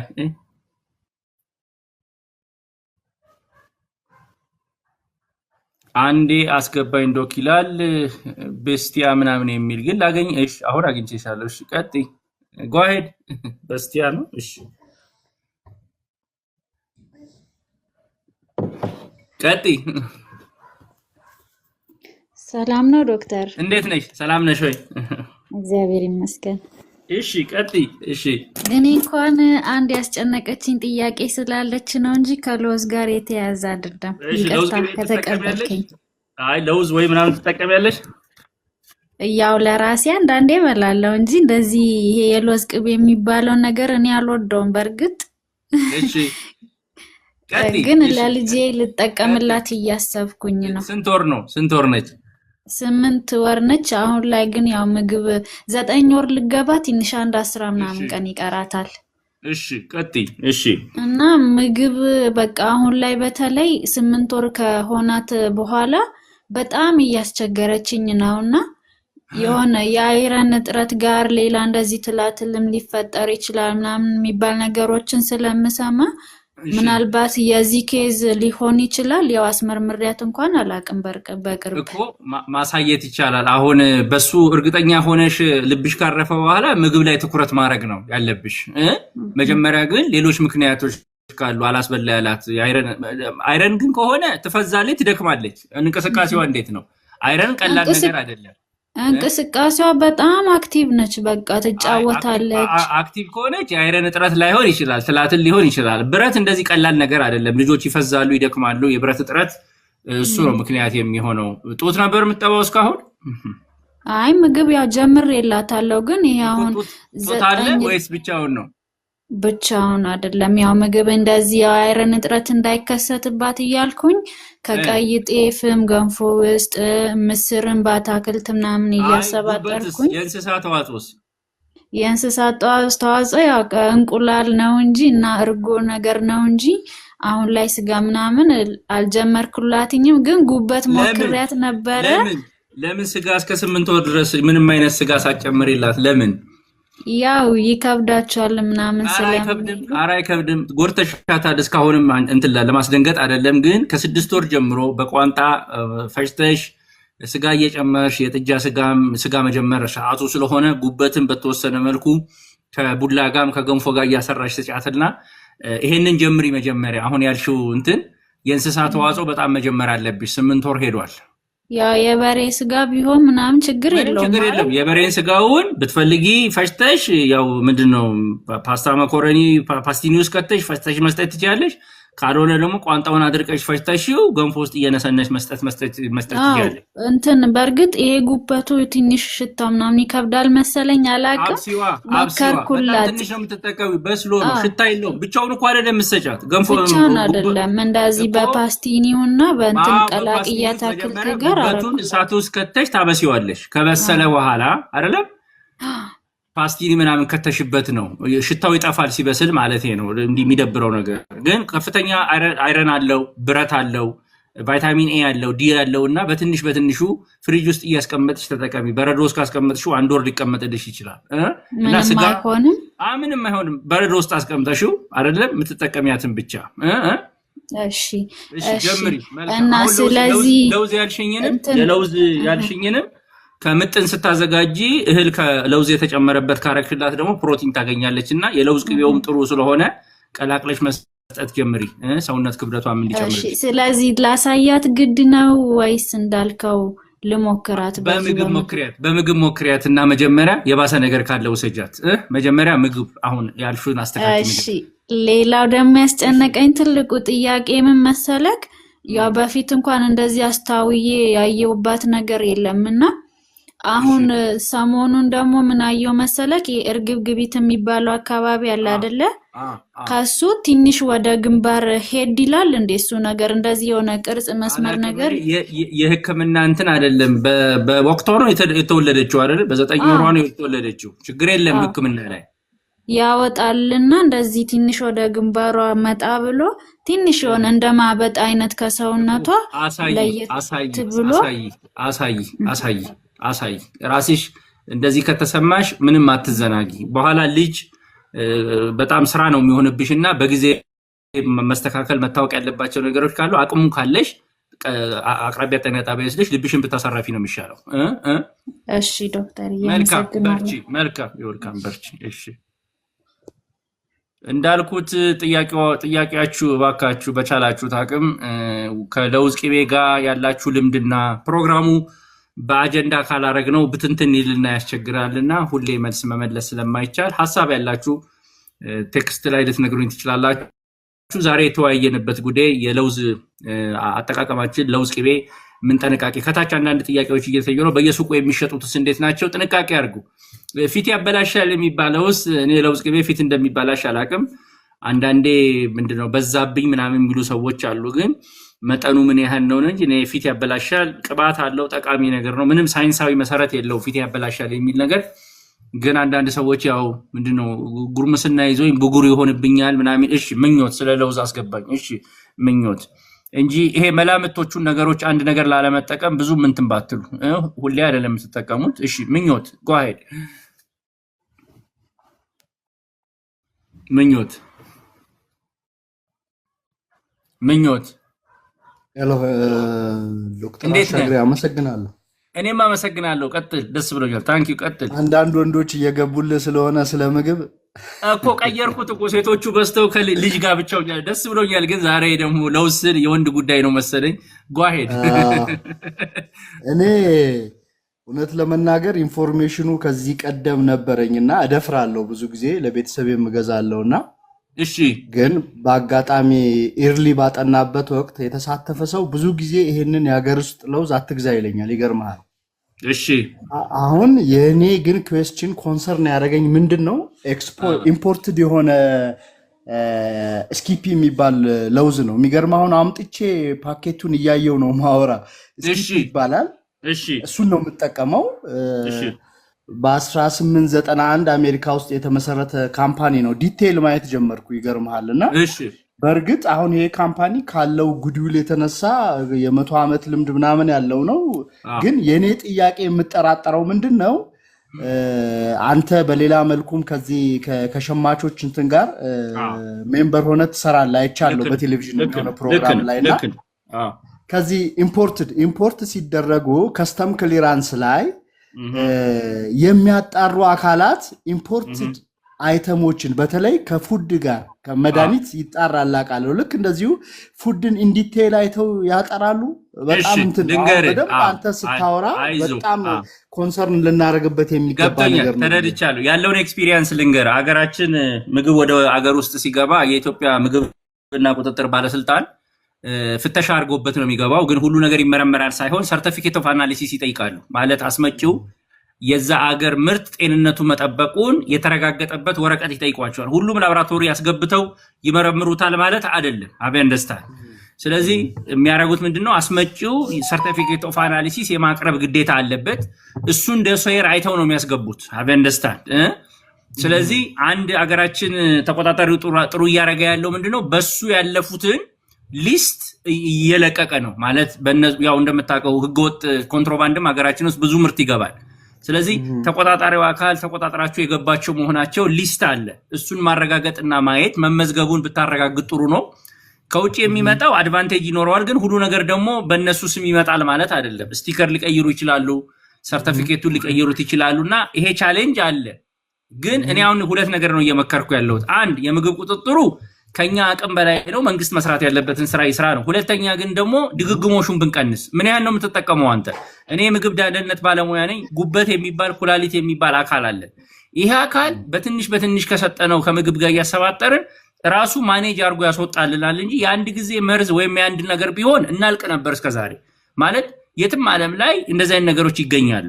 ግን የምንጠነቀቀው ምንድነው የተለያዩ ምግቦችን በማሰባጠር መጠኑን በመቀነስ ስኬጁል በማድረግ ነውና ምን ያህል ጊዜ ተጠቀመዋል እንዳታስብ ለማለት ነው። አጠቃቀሙን ከሳምንት አንዴ በላይ በሳምንት አንዴ ነው። ስለዚህ አታስብ። ስለዚህ አሁን አንተ በምትጠቀመው አንድ ሁለት ስኬጁል ልጆች የቀጥታ ጉበት ያማቸዋል ብለህ አትጨነቅ። የሀገር ውስጥ ምርት አልጠቀምም ያልከውን በተወሰነ መልኩ ሐሳብ ለመስጠት ቅድም አድቮኬት እያረኩ ነበር። የደረጃ ምልክት የሚጠቀሙ አይደለም ምርቱ የተረጋገጠ በደረጃዎች ኢንስቲትዩት ተመርምሮ ጤንነቱ የተረጋገጠ ከሆነ መጠቀም ምንም ችግር የለውም። አገር ውስጥ ማበረታታቱም ተገቢ ነው።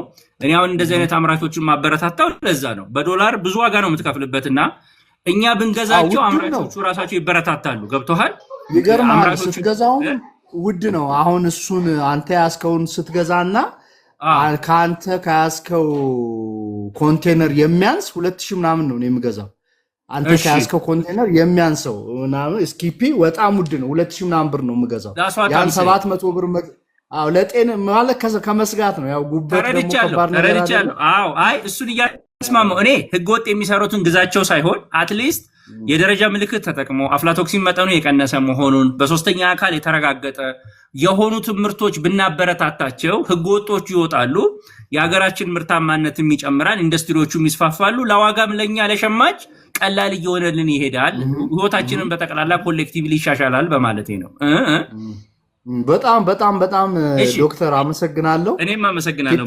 በጣም አንተ ጥሩ አዌርነስ ለማህበረሰቡ እየሰጠህ ነው ወንድሜ። አመሰግናለሁ። በጣም ገብተህ ስላናገርከኝ አመሰግናለሁ። በጣም አመሰግናለሁ ወንድሜ። እሺ እግዚአብሔር ይስጥልኝ።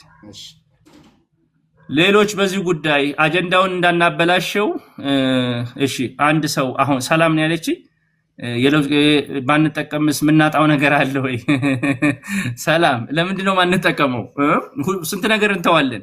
መብላት ያለብንንማ መብላት አለብን። ለውዝ ቅቤ ቅድም እንዳልኩት ከፍተኛ የሆነ ኦሜጋ 3 ፋቲ አሲድ አለው፣ ፕሮቲን አለው፣ ለልጆች ቅባት አለው፣ ርካሽ ነው። ስለዚህ ኮምፕሊትሊ ማቆም ሳይሆን እኔ አሁን እያስተማርኩ አቁሙ እያልኩ እንደሌሎቹ እያስፈራራኋችሁ አይደለም። አሁን አንዳንድ ቲክቶከሮች እንትን ተገኘበት አልቃችኋል፣ እንትን ተገኝተ በአንድ ጊዜ አታልቁ። አጠቃቀሙን ድግግሞሹን ምን ማድረግ እንዳለበት እኔ ምግብ ደህንነት ባለሙያ ነኝና አሜሪካ ብትሄዱ ፔስቲሳይድ ያለበት መርጠው ይጠቀማሉ። ማለት በቃ መጠኑን ገድበው ይጠቀማሉና ምግብ ማቆም አንችልም። እሺ ጥያቄ ሌላ ያላችሁ ሰዎች በለውዝ ቅቤ ጋር ተያይዞ ማስገባችሁ ሰዎች ካላችሁ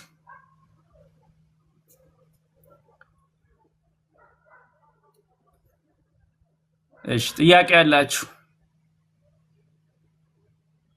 ቀን በቀን በጁስ ብንሰጠው ችግር አለው ወይ? ቤቤ ቀን በቀን በጁስ ብንወስደው ችግር አለው ወይ? ለምንድነው በቀን በቀን የምትወስጂው?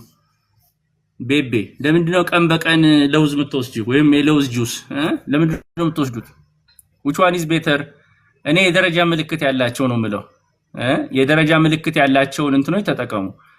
እሺ ላስገባ መሰለኝ። go ahead በቻላችሁ ታቅምሽ። ገነት ሃኒታ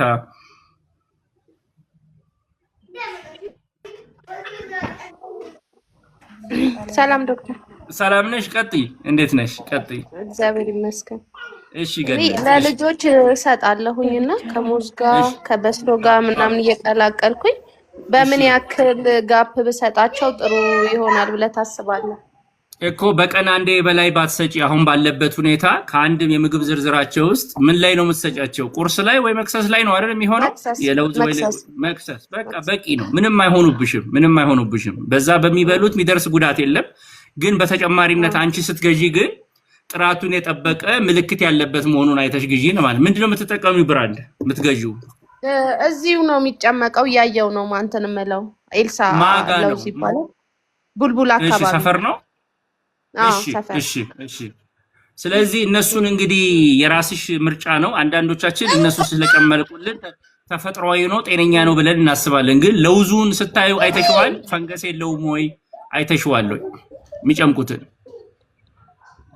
ምንም እኔ ያው ተፈልፍሎ ነው ማየው። ምንም የተለየ ነገር አላየውም። አላቀውም ፈንገስ የሚባለውንም እኮ አይ ወንዶች ሲጠቀሙ ያውቁታልና እላዩ ላይ አንቺን ብታዩ ምልክት አለው፣ የሻገተ ምልክት አለውና እሱን ሰብስበው ጨምቀው ከሰጡሽ ምንም የሚጠቅምሽ ነገር የለም። ግን ይሄንን የጠየቁሽን ጥያቄ ይውና ካልሆነ ደግሞ የጥራት ምልክት የሚጠቀሙትን መቀየር ትችላለሽ። ግን እነሱ እዛው ጨምቀው ስለሰጡሽ ጤነኛ ነው ማለት አይደለም ማለት ይሄ ነው። አቬንደስታን አንዳንዶቻችን የምንስበው እዛው ተፈጭቶ ስለተሰጠኝ በቃ ጥሩ ነገር አገኘው። ራሱ የሚመጣው ለውዝ ጤነኛ ነው ወይ ማለት ፈንገስ የለውም ወይ የሚለውን ማረጋገጥ አለብሽ። አንቺ በምትዩ ግን አትስጊ። በቀን አንዴ እንደ መክሰስ ምናምን ችግር የለውም። ከሌላ ምግብ ጋር አዋህደሽ ስጫቸው፣ ምንም አይሆኑም። መልካም ገነት። እሺ ዶክተር አመሰግናለሁ። አይወልከም ዶክተር። እሺ ሃኒታ ቀጥይ። ሃኒታ የኔ ጥያቄ አሁን የኔ ልጅ በተፈጥሮ ለውዙን አይፈልግም። ለውዙን ሳይሆን ይሄ ፍሬው አለ አይደል የተቆላው? እሺ እሱን ነው የሚበላው። እሱ መብላቱ ጉዳት አለው ወይ? አይ እየጠየኩሽ ያለሁት ጉዳት ሳይሆን ምን ያህል ጊዜ ነው የሚወስደው? እኔ አሁን እንግዲህ አንድ ያልኩት ምንድነው ቀን በቀን አልሰጠውም። ምን ያህል ጊዜ? እሺ ምን ያህል ጊዜ ማለት በሳምንት? አይ እኔ በሳምንት አልሰጠውም። ያለውዙን ጥሬውን ስገዛ ነው እንዲህ ይበላል።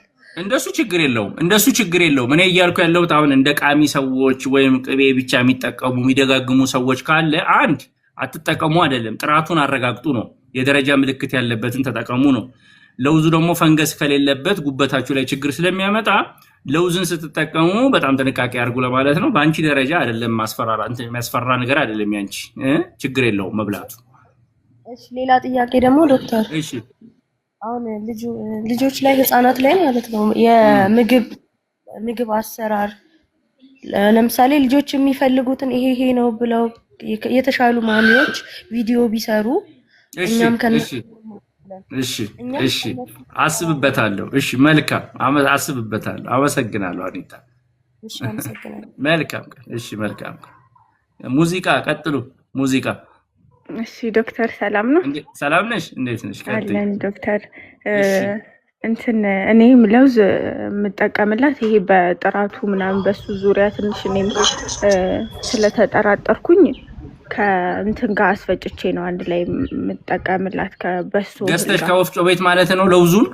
አዎ ለውዙን ገዝቼ አምሽው። እሺ ለውዙን ስታዩ ራስሽ ነሽ የምታምሽው? ስታዩ ፈንገስ አለው ወይስ ንጹህ ነው የሚለውን አይተሽ ታውቂያለሽ ወይ? የለውም እንትን እለዋለሁ። ንጽህናው ትንሽ ጭቃ ነገርም ስለሚኖረው አንዳንዴ አጥቤ አስጥቼ።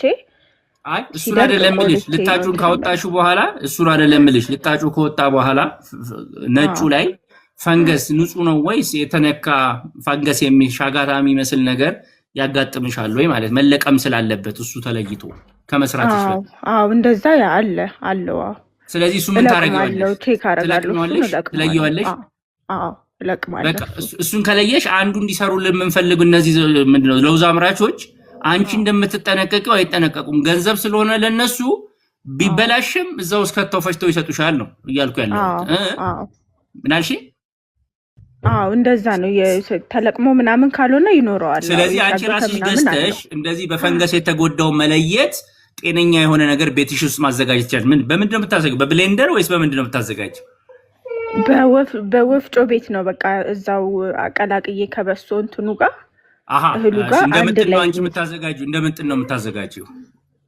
እንደዛ ነው ማዘጋጀው። ምጥን ነው ያጥሚት እህሏ ውስጥም አለ ለብቻ በበሶ እህልም ደግሞ ከሱ ጋር በሁለቱ አንቺ ጥሩ ያደረግሽው ምንድነው ለሰው ሳትሰጪ ለውዙ ራስሽ ገዝተሽ ለቅመሽ ጤንነቱን አረጋግጠሽ አብረሽ ማሰራትሽ ከፍተኛ የሆነውን የአፍላቶክሲን መጠን ይቀንስልሻል። እኔ ገበያ ላይ እየገዙ ያሉ ሰዎች ግን ነጋዴው እንዲህ ተጠንቅቆ መጣል ስለማይፈልግ የተበላሸውንም ከጨመረባችሁ ከፍተኛ የአፍላቶክሲን መጠን ልጆቻችሁ ይጎዳባችኋልና እንዳንቺ አይነት ጥንቃቄ እንዲወስዱ ነው እየመከርኩ ያለሁት። ያንቺ ጥሩ ነው።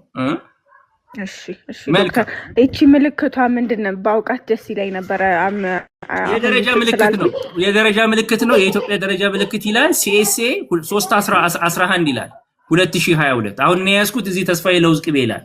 እሱ ላይ ስታነቡ የኢትዮጵያ ደረጃ ምልክት ይልና በእንግሊዘኛ CSA 311 2022 ይላል። ለምሳሌ ውሃ ትጠጪያለሽ አይደለም? ሃይላንድ ውሃ እሱን ውሃ ስትሰጪ እንደዚሁ ሌላ ቁጥር አለ እሱ ላይ የተጻፈ ለውሃ ደግሞ ጨው ስትጠቀሚ ደግሞ CSA 70 ሚል አለ። ስለዚህ እንደዚህ አይነት ቁጥሮች አንብበሽ ይሄንን ያሉትን እንጂ ዝም ብለው እየፈጩ የሚሰጡትን አትጠቀሚ ለማለት ነው። እሺ መልካም በርቺ። አመሰግናለሁ እናመሰግናለን። በርቱ። ይሄ ትልቅ ለውጥ ያመጣል። ጥንቃቄው ራሳችሁ ማድረግ የምታዘጋጁትን ነገር ራሳችሁ ማየታችሁ። እሺ ቀጥሉ። ሳቢ፣ ሂዊ፣ ሪታ ቀጥሉ። ሰላም ነው ዶክተር?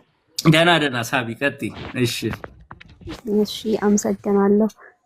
እኔ የምጠቀመው ለውዝ ፕሪዘርቫቲቭ ምናምን የሌለውን አስፈጭቼ ነበር የምጠቀመው። የት ነው የምትጠቀሚው? የት ነው? መጀመሪያ 02 ነበር የገዛሁት። እንዲህ ለውዝ ከሚፈጩት እዛው የፈለግነውን ለውዝ መርጠን አንስተን በኪሎ ግማሽ ኪሎ አስፈጭቼ ምንም ፕሪዘርቫቲቭ የለውም፣ ስኳር አላስደርግም፣ በባዶ ነበር የምጠቀመው። እሺ ከዛ እሱም ጥርጣሬ ያደረብኝና ራሴ ፈጭቼ ነው የምጠቀመው። ግን እኔ ብዙ በየቀኑ አይወስድልኝም ለውዝ አፍልቼ ምናምን። ምን ችግር አለ?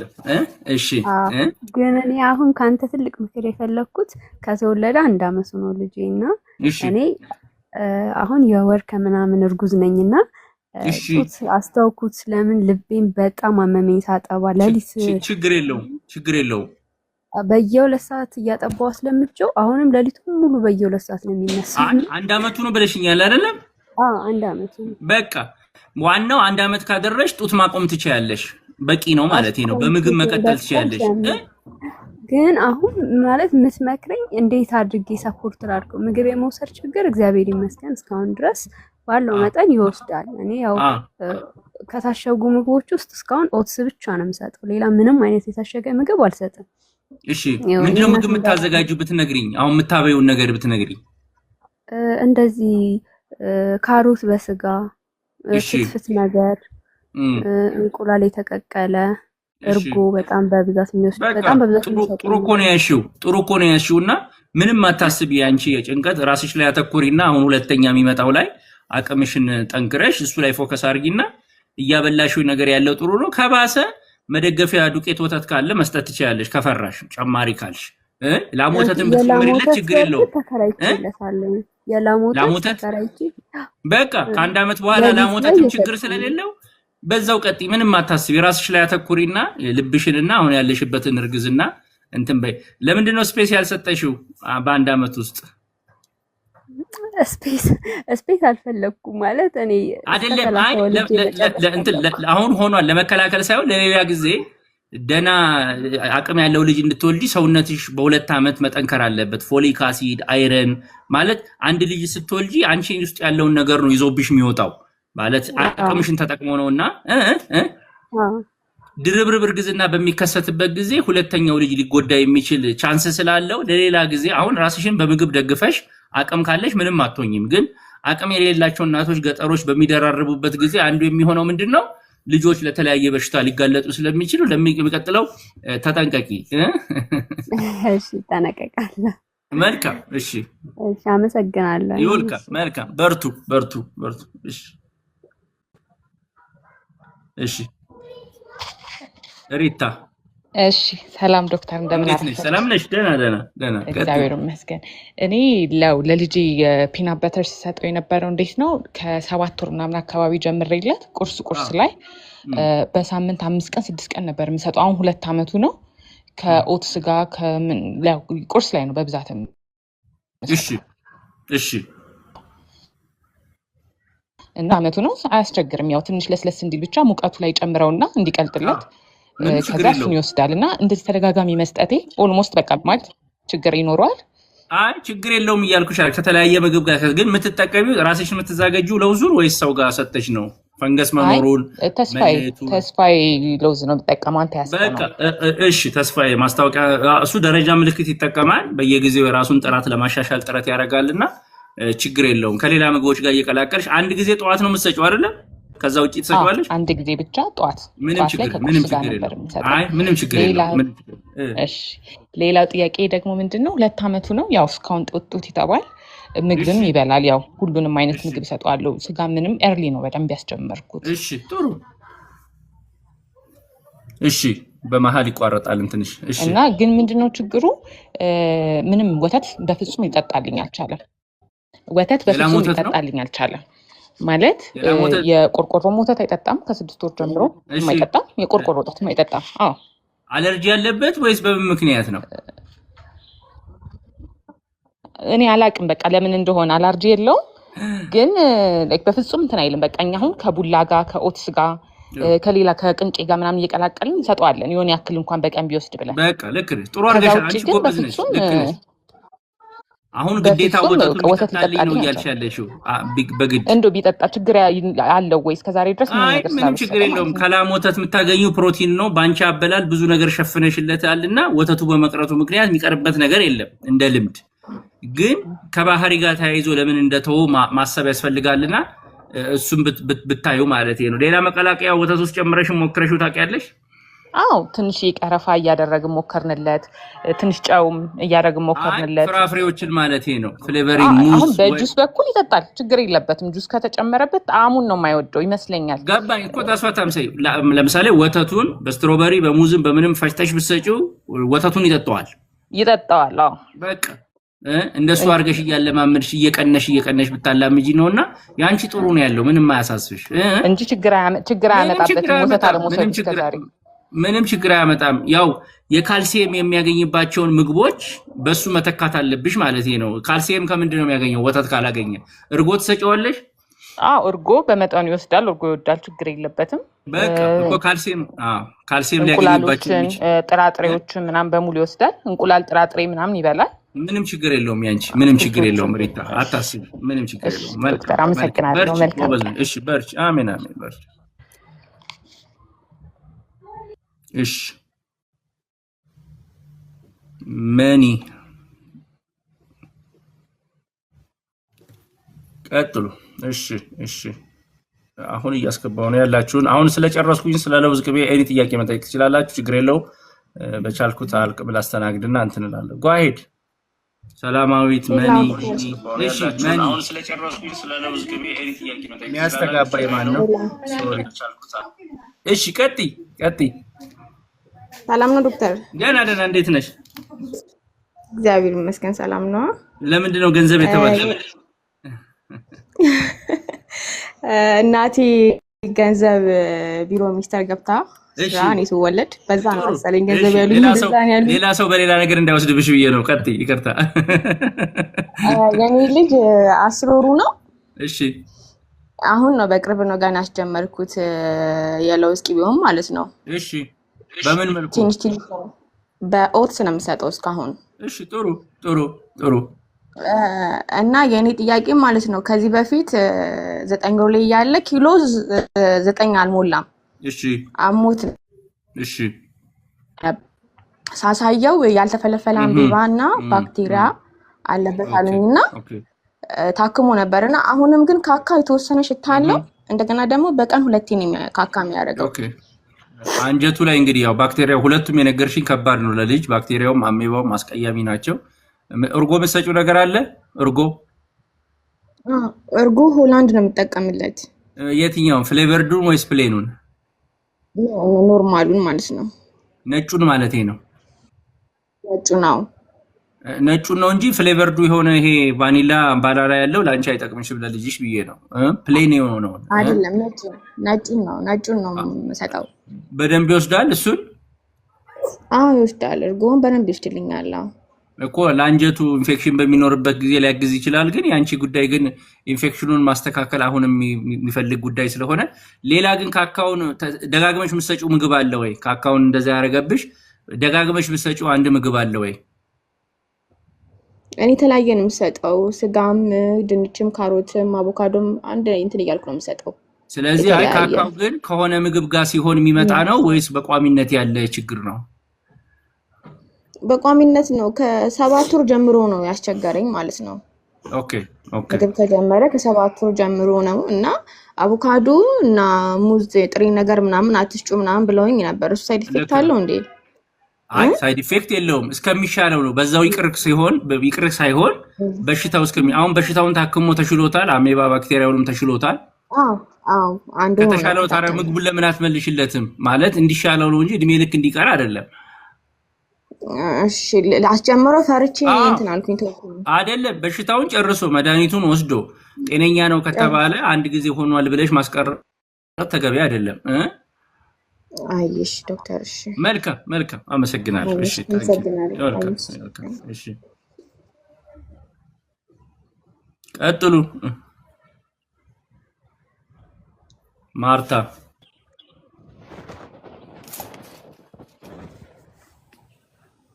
ህዊ ማርታ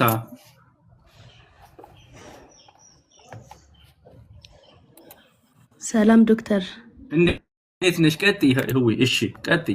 አለን ልጄ 10 ወሩ ነው። እሺ እና የ9 ወር ክትባት አስከትቤው ነበርና ኪሎን በሚመዘንበት ሰዓት ኪሎ ከእንትኑ አንሷል አሉኝ። ወደ 7.6 ነው ኪሎ ማለት ነው። እሺ እና ምግብ ምናምን ይበላልኛል፣ ችግር የለበትም። ሀብታይት ምናምን ጥሩ ነው። ግን ኪሎን እንዴት ማስተካከል እንዳለብኝ የመጀመሪያው ጥያቄ። ሁለተኛው ደግሞ እንትን እርጎ ይወዳል እና እርጎ በገንፎ ሰጧለሁ። ሆላንድ እርጎ ነው የሚጠቀመው።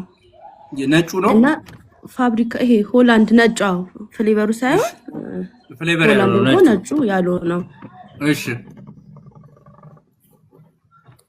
እሺ ድምፅሽ ጠፋ።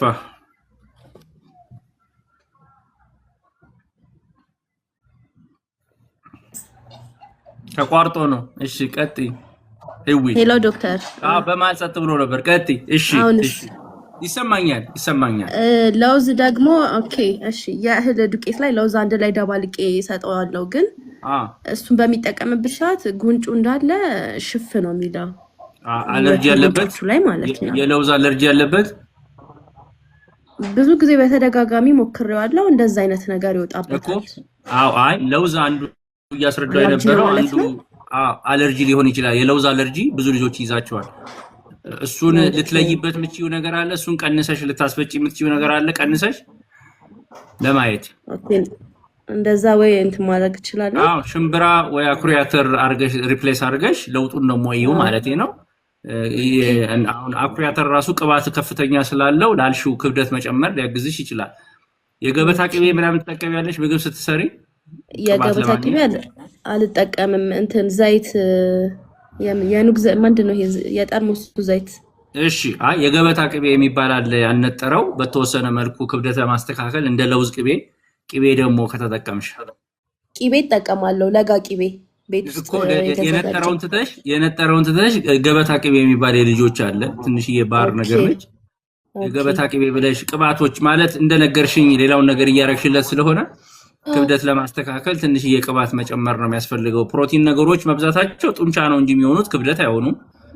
እርጎም ምኑም ማለት ነው። ስለዚህ ቅባት ሊያገኝበት የሚችለውን ነገር የገበታ ቅቤና ለውዙ ግን እንትን ስላለሽ አለርጂ ስለሆነበት ከአኩሪ አተር ተኪለትና ከሱ ቅባት ደግሞ ሊያገኝበት የሚችልበትን መንገድ ነው። የዶሮ ስጋ ወይስ ሌሎች ነገሮች ተጠቀሚያለሽ? ስጋ የዶሮ ስጋ አይ አሳ ነው የምጠቀመው።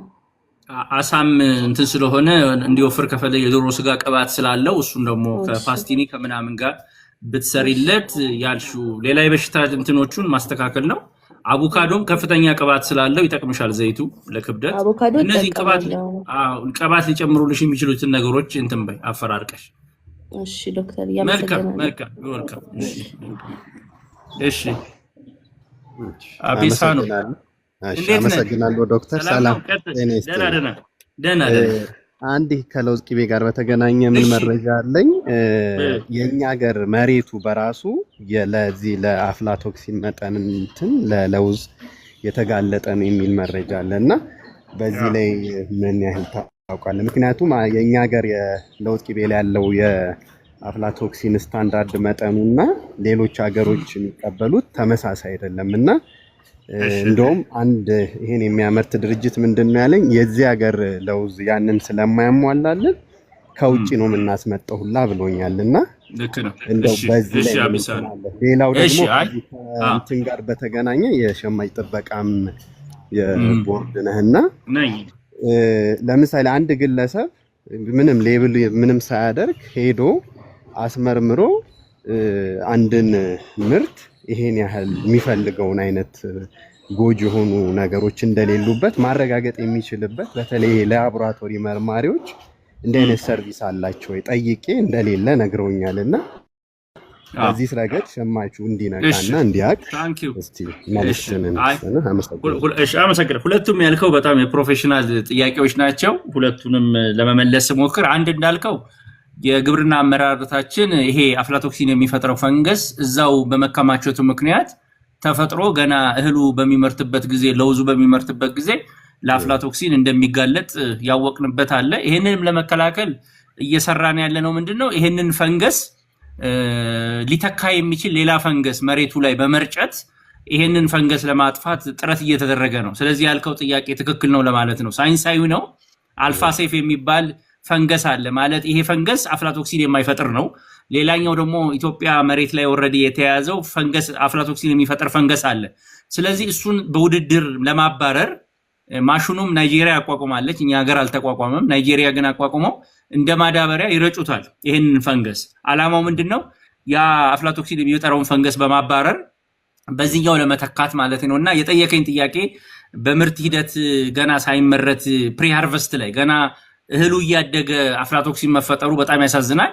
ይሄ አንዱ የግብርናችን ችግር ስለሆነ በዚህ ላይ እኔ ብዙ ሰርቼበታለሁ። ቤልጂየሞች ጋር ብራሰልስም የሄድኩባቸው ቦታዎች አሉ። እነሱ ርቀው ሄዳሉ። አንዱም እንግዲህ ያለንበት የሳይንስ አቅምና እንትን ደካማ በመሆኑ ለዚህ እየተጋለጥን እንደሆነ እረዳለሁ። ስለዚህ ያልከው እንዳለ ሆኖ እኔ እሱን መቀየር ማንችል ደግሞ ከሆነ በተወሰነ መልኩ በማሰባጠርና በአጠቃቀም ጥራታቸውን የጠበቁ ምርት ሊያመርቱ የሚችሉትን ተጠቀሙ ብዬ ነው ለመምከር የመጣሁትና ያልከኝ ጥያቄ በጣም ቴክኒካልና በጣም በዚህ በቲክቶክ ሌቭል ሳይሆን በሳይንቲፊክ ሌቭል ዲስከስ ልናደርገው የሚገባው ነው። ሁለተኛው ጥያቄ ምን ነበረ? ሁለተኛው ጥያቄ እንደኛው ላቦራቶሪ አገልግሎት እሺ አሁን እንግዲህ እንደምታውቀው የላቦራቶሪ መመርመሪያዎቻችን ለመንግስትም ምርመራ ለማድረግ በቂ አይደሉም። እንኳን እያንዳንዱ ሰው ምርመራ ይዞ ለማስመርመር አቅም የላቸውም። ግን ያልከው በሌላ ዓለም ግን ራስ አንድ ተቆጣጣሪ አካልን ጥርጣሬ ያለብኝና ይመርመርልኝ። ለምሳሌ ይሄ ችግር ስላለው ነው። አቢሳ ነው አንዱ ችግር። ምንድነው? አንዳንድ ሰዎች የሆነን ካምፓኒ ለመጣል አስመርምረው እንትን ተገኘበት ብለው ሊጥሉት ይፈልጋሉ ግለሰቦች፣ ውድድር ስላለ። ስለዚህ በሸማችኛ ጥበቃ የምናደርገው ምንድነው? ማንም ግለሰብ እየተነሳ አስመርምሮ ዜና ማስነገር ከጀመረ በኢኮኖሚ በብራንድ ላይ የሚያመጣው ችግር ስላለ ይሄ የተጠራጠረው አካል ለተቆጣጣሪው አካል ጥቆማ ነው መስጠት ያለበት። በጥቆማው መሰረት ተቆጣጣሪው አካል ነው ሄዶ ኦብጀክቲቭ በሆነ መልኩ ሳምፕል ወስዶ ላቦራቶሪ ያስገብቶ ተመርምሮ እርምጃ መውሰድ ያለበት። እያንዳንዱ ግለሰብ ግን እየተነሳ ማስመርመር ከጀመረ አንድ አቅሙም የለም እረዳለሁ። እኛም እንደ ሸማች ጥበቃ ከፍተኛ ህብረተሰቡ ሊጎዱ የሚችሉ ጉዳዮች ላይ መረጃ እንሰጣለን። ያ ተቆጣጣሪ አካል ደግሞ መርምሮ ነው እርምጃ የሚወስደውና እንደ ጥቆማ መስጠት ትችላለህ ይመርመርልኝ ብለህ አበንደስታል ግን ራስህ መርምረህ የምትወስደው እርምጃ እኛ ሀገር አንድ ላብራቶሪውም የለም ተረርተኛ ጓሄድ ሐሳብ መስጠት ትችላለህ ምንድነው የኔ ጥያቄ ልክ ነው ይሄ እንዳልከው አይነት ነገር ይፈጠራል ከውድድርም ከምንም ነገር ግን አሁን በዚህ በለውዝ ብቻም ሳይሆን ለምሳሌ የምናዘጋጃቸው የተለያዩ ምግቦች አሉ በርበሬ እንበል ሽሮ እንበል እንግዲህ አንዱን በርበሬ ተጋላጭ ነው ስለዚህ ገበሬው በማውቅም ባለማውቅም አርጥቦት አሽጎት አሻክቶት ሊያመጣ ይችላልና እኔ ለቤት ያዘጋጀሁትን ነገር ጤናማ ነው ወይ የሚለውን ነገር ምክንያቱም በርበሬን ለምሳሌ ሁሌ በለት ለት እንጠቀሙ ከሆነ ያዘጋጀሁት ነገር ጥሩ ነገር ካልሆነ ያን ቴስት የማረግበት በእንደዚህ ዊዛውት ሌቭል ሊሆን ይችላል ለምሳሌ በርበሬ አይ አንድ ጥያቄ ግን ልጠይቅ ልዩነቱ ደሃ ሀገር መኖርና ሀብታም ሀገር መኖር ልዩነቱ ምንድነው ብለህ ታስባለህ ለምሳሌ የምግብ ስርዓታቸው ጥራቱን የጠበቀ ምግብ ለህብረተሰብ ለማቅረብ አንዱ ማደግ ነው መገለጫው ኢትዮጵያ ደሃ ሀገር ስለሆነች የግብርና አመራረቷ ደካማ ነው አይደለም ለብዙ ነገር ተጋልጠን ያወቅንም ነው ምንበላው አንዳንድ ሰው ይላል ባምር ጠላው ወይ ይለኛል ማለት ምርጫ ስላጣን ስቲል ምንበላቸው ነገሮች አሉ እኔ ግን እዚህ ጋር ያስተማርክ ያለው በማሰባጠርና መረጃዎችን በመሰብሰብ እንደው ሊደርስብን ከሚችሉ ከፍተኛ ጉዳቶች ለመቀነስ ነው እንጂ የማይቀሩልን ነገሮች አሉ ለማለት ነው አበሴ ነው ተረድቻለሁ ታንክ ዩ አመሰግናለሁ መልካም ታንክ ዩ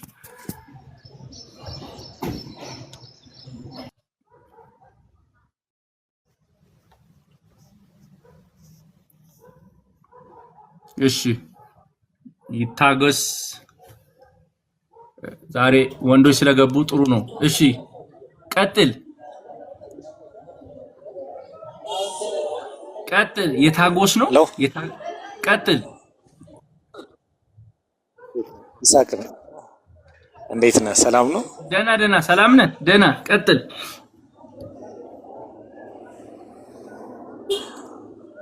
መኪና ላይ ነህ ቀጥል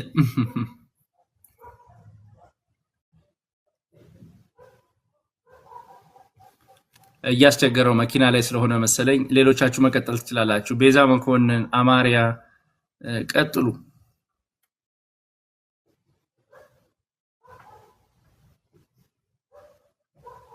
እሺ በለውዝ ጉዳይ እየጨረስኩ ነው የተወሰነ ሐሳብ ልስማና ምሳ ሰዓት ደርሷል አመሰግናለሁ እሺ ቤዛ ይሰማሻል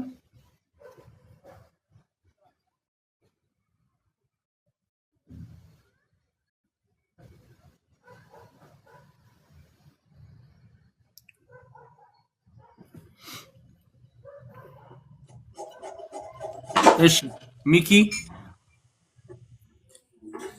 አቤት ይሰማል ሰላም ይሰማኛል ቀጥል ሰላም ነው ደና ከዚህ በፊት ካንተ ብዙ ትምህርት ወስጃለሁ እኔ ኢነርጂ ባር ለማዘጋጀት እየሞከርኩ ያለው እንትን ነኝ እና ስለ ቾኮሌት ስፕሬድ በአዛልነት ይሰራ የለ እሺ እና እኔ በለውዝ አድርጌ ሰሊጥ ጨምሬበት ለመስራት እንትን ብያለሁና እንዴት ነው እሱ ነገር አሁን ያሉት እንትኖች ፓልም ኦይል በብዛት ይበዛበታል አብዛኛው ስኳር ነው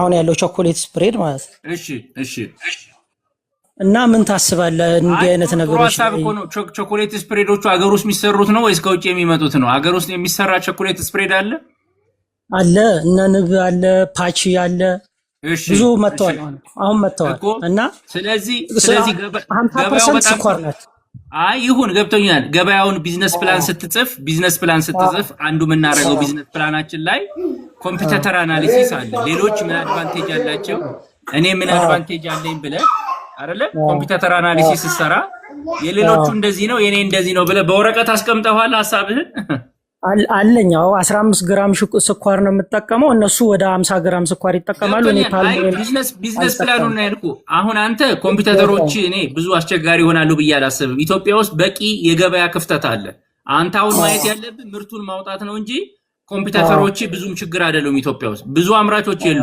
ገብቶሃል አንተ ጥራቱን የጠበቀ ምርት ላይ ትኩረት አድርግ ይሄንን የቢዝነስ ፕላንህን መጠቀም ትችላለህ እኔ ስኳር ቀንሼ ምናምን እኔ ግን ይሄንን ወደ ምርታማነት ልትገባ ያለውን ፕሮዳክት ዴቨሎፕመንቱን ኮመርሻላይዜሽኑን ስኬል አፑን አይደለም የሬጉላተሪ አስፔክቱን ፍቃዱን ላይሰንስ ማውጣቱን ምርቱ ሼልፍ ላይፉን መመርመር ሀስፍ ፕላን ኢምፕሊመንት ማድረግ ቦታ ይሄን ሁሉ ጨርሳለህ ወይ ነው አዎ አስመርመር ያለው የራሴ ማማክርበት ድርጅት አለ ኤኒ ታይም ቴክኒካል ሰፖርት በምትፈልግበት ጊዜ ዳይሬክትሊ ኢንቦክስ አድርገኝና ኮሙኒኬት ማድረግ ትችላለህ ቀጥል ለውዝ እንትነው ማምጣው ከየት ልታመጣ ነው ያሰብከው ጥሬቃውን ጥሬቃው እዚሁ ያገር ውስጥ ነው ሰሊጡ እንትን የተላጠ ነው ቆዳው የተላጠ ነው የሚሆነው ሻካራ እንደሆነ አካባቢው ነው ያልኩ ገበያ ስትስስር ከማጋ ነው ማለት ገበያ እዚሁ አዲስ አበባ ላይ ነው ከገበያ ካሉት ላይ ገዝተህ ማለት ነው የምትሰራው አዎ ለውዙን ወደፊት እንትን አደርጋለሁ በስሞል ስኬል ነው ወይስ ፍቃድ ሳታወጣ እንደዚህ ልታመርተው ነው ያሰብከው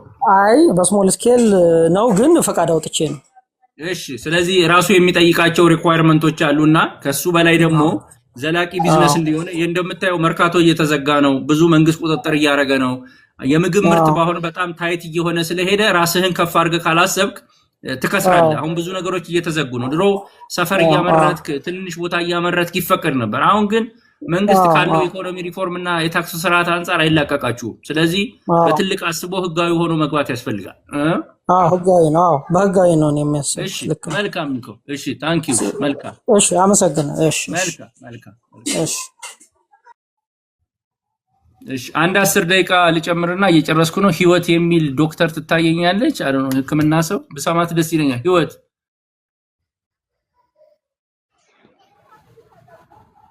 ህይወት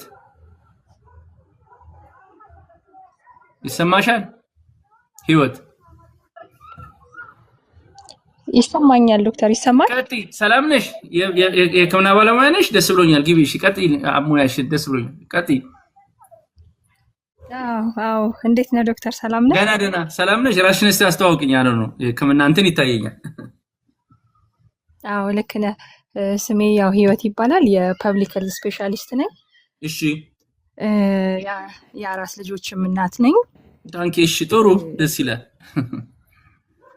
ከረንትሊ ያው የመጨረሻ አራተኛ ልጄን በወለድኩበት ጊዜ 6 ወር ሲሞላው ሀገራችን ውስጥ ኮምፕሊመንተሪ ፊዲንግ አዲሽናል ነገር ስፈልግ አጣሁኝ ልክ ነሽ ችግር አለ አዎ ከዛ በራሴ ቤት ውስጥ ማዘጋጀት ጀመርኩኝ ከ6 ወሩ ጀምሮ አሁን ልጄ 10 ወር ሆኖታል እሺ ጥሩ ሲሪያል ሳዘጋጅለት ለሱ ከጥራጥሬ የናው ምስር ሽምብራ ምናምን ማለት ያው 6 ወሩ ላይ ያለ 3 አይነት ብቻ ጤፍ አጃ ሩዝ አድርጌ ከዛ ዱባና ስኳር ድንች አረኩና ሱፍና ተልባ አድርጌ ከዛ ደግሞ 8 ወር ደግሞ ሲሞላው ደግሞ ሌላ ደግሞ እንደዚሁ አድርጌ አሁን 10 ወር ሆኖታል ጥሩ ነው ያለውና አካባቢ ላይ ያሉ ሰዎችም ፈለጉና ለነሱ ያው ያዘጋጀው መስጠት ጀመርኩኝ እሺ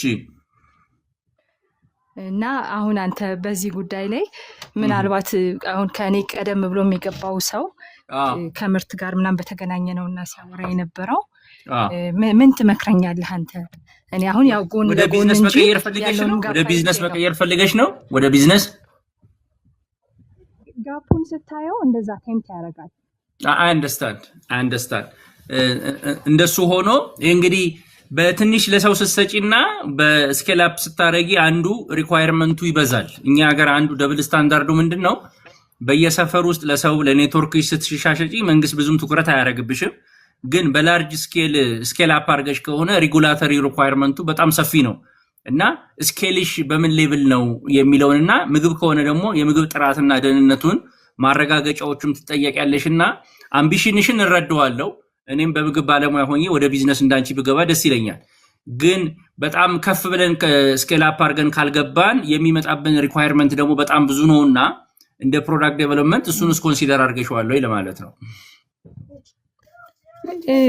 እውነቱን ለመናገር ያን ያህል ብዙ ጠልቄ እንዳልኩ ነው ጋፑን አይቼ ነው እንጂ በሰፊ እንትን ለማለት አው ትንሽ ፋይናንሱ ምናምን አሁን ምንድነው ትንሽ እንደ ማድረቂያ ምናምን ቤት ውስጥ አድርጌ ነው አትክልቶቹን አድርጌ ነው እህሎቹን ደግሞ አብቅዬ ነው ምናምንና ለልጁ ያው በተቻለ አቅም ኳሊቲውን ለመጠበቅ ላርጅ ስኬል ስታስብ ፓርትነር ያስፈልጋል። በጣም ከፍተኛ የሆነ ፋይናንስ ያስፈልጋል። ግን እንደ ኢትዮጵያ ልጅ ደግሞ ስታስበው ልጆቻችን ፕሪዘርቬቲቭስ የተጨመረበት አዲቲቭስ ያለው ማለት እንደ ኢትዮጵያ ህፃን ስታስበው ያሳዝናልና አንዱ ለመቀንጨር ምክንያት ብለን ያስቀመጥነው በመጽሐፍ ውስጥ በዶክተር ሀብቴ መጽሐፍ ነው የተጻፈው የአልሚ ምግብ ችግር ነው የሚለው ማለት ህብረተሰቡ ውጭ ሀገር አልሚ ምግብ ቀላል ነው እናት ስትጎዳጎዳትሉ የበለጸገ ምግብ ቫይታሚን ሚነራል የተጨመረበት ያው ፋፋ ምናምን አይነት የሚያመርታቸው ምርቶች በስፋት ሀገራችን ውስጥ አይገኙምና ይሄ ከፍተኛ ጋፕ እንደሆነ እረዳለሁ። ስለዚህ አንቺ ከችግር ነው የጀመርሽው ግን እኔ እንደ ፉድ ፕሮዳክት እንደ ምግብ ኢንተርፕረነር እና ቢዝነስ አማካሪነቴ አንድ አምቢሽን ፍላጎታችንን ጋፑንም ብናየው አት ዘ ሴም ታይም ፊዚቢሊቲውን ማወቅ ያስፈልጋል ማለት ነው። ከመገዳትሽ በፊት ላርጅ ስኬል ከመግባትሽ በፊት ያዋጭነት ጥናት ብሬን መልሳለሁ ወይ ድካሜ ወርዝ ያረጋል ወይ የሚለውን መጠንቀቅ ያስፈልጋልና አሁን መመክርሽ ባንቺ ኔትወርክ ውስጥ ያሉትን ሰዎች በገበያ ህግ ባለው ኔትወርክ ውስጥ እየሸጥሽ ለመቆጠል ሞክሪ። ካልሆነ ግን ተደራጅተን እንግዲህ መንግስት ፋይናንስ ሰጥቶን እየጠየቁ ያለውት እንደኛ አይነት ባለሙያ እንደዚህ አይነት ኒድ ሙያው ያለው ሰው ፋይናንስ ሶርሱን ተጠቅሞ ኢንዱስትሪ መንደር ውስጥ ገብተን ማሽነሪ በኮንትራክት መንግስት ፈቅዶልን ብንሰራ አገሪታችን የት በደረሰች ነበርና ይሄ አገራችን ሊሚቴሽን ስለሆነ እረዳሻለሁ ለማለት ነው ያለውበት ሲቹዌሽን ስለሆነ ነው እረዳለሁ። ቴንክ ዩ በጣም እሺ አመሰግናለሁ። ታንክ ዩ አመሰግናለሁ። እሺ እየጨረስኩ ነው 5 ደቂቃ ነው የቀረኝ። በጣም አንገብጋቢ ጥያቄ የምትሉ ካላችሁ ኢንቦክስ ላይ ንገሩኝና ዛሬ የነበረን ጉዳይ ስለ ለውዝ አመራረት ነው። ብዙዎቻችሁ ገብቷችኋል ጉዳዩ። ስለዚህ ማድረግ ያለባችሁን ጥንቃቄ እንድትወስዱ ብዬ መምከር እፈልጋለሁ። አመሰግናለሁ ለነበረን ጊዜ። go ahead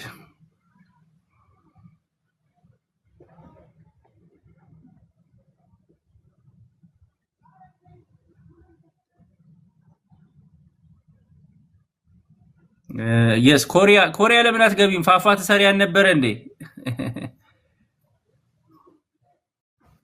ኮሪያ ዘኒ ለምን አትገቢም? ሐሳብ ብትሰጪኝ ቤቢስ ፉድ ባለሙያ ነሽ። ኮሪያ ሐሳብ ብትሰጪኝ ባፍ ገብተሽ ሐሳብ ብትሰጪ ሙያሽን ብትጠቀሚበት ኢንቫይት ጠይቂኝ። ይሄው go ahead እሺ ስላገኘሁሽ ደስ ብሎኛል። እንዴት ነሽ? ሰላም ነሽ ወይ?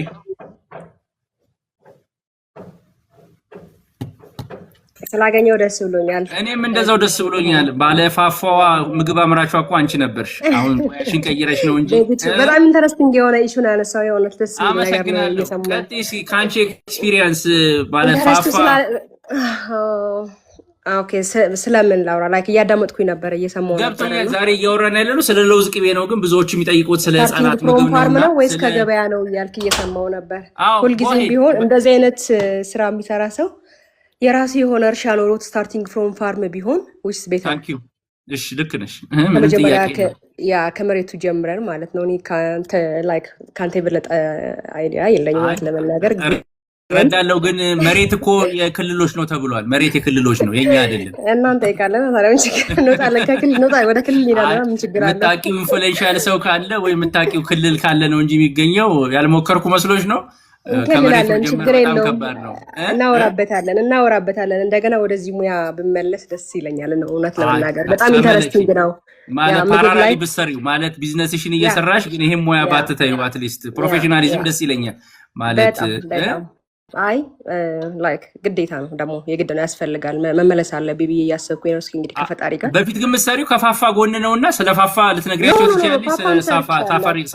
ሳሪፋ ምናምን አሰራር የምታውቂው ነገር አለ ምጥን እንዲጠቀሙ ጎይ ብትነግሪያቸው እሱን እኔ አድቮኬት አደርጋለሁ። ምጥን በፋብሪካ የተቀነባበረ ለልጆች በጣም ጠቃሚ ነው። በማዕድን መጀመሪያ ፉድ ካምፓኒ ላይ ስሰራ ፋፋ ነበር የጀመርኩት እና ቀጥይ። እሺ መጀመሪያ ነው ምግብ ላይ መጀመሪያ ሆኜ ነው የገባሁት እዛ ኩክድ ነው ስታርቲንግ ፍሮም ፋርም አይደለም ከገበያ ከነጋዴ ኮሌክት ተደርጎ ትክክለኛውን ስታንዳርዱን የጠበቀ ጥሬ ዕቃ እናስገባለን። ከፊዚካል ላብራቶሪ አለ፣ ማይክሮ አለ፣ ኬሚካል ላብራቶሪ አለና ከገበያ ኮሌክት ተደርጎ ቢመጣ ትክክለኛውን ስታንዳርዱን የጠበቀ ጥሬ ዕቃ ነው የምናስገባው።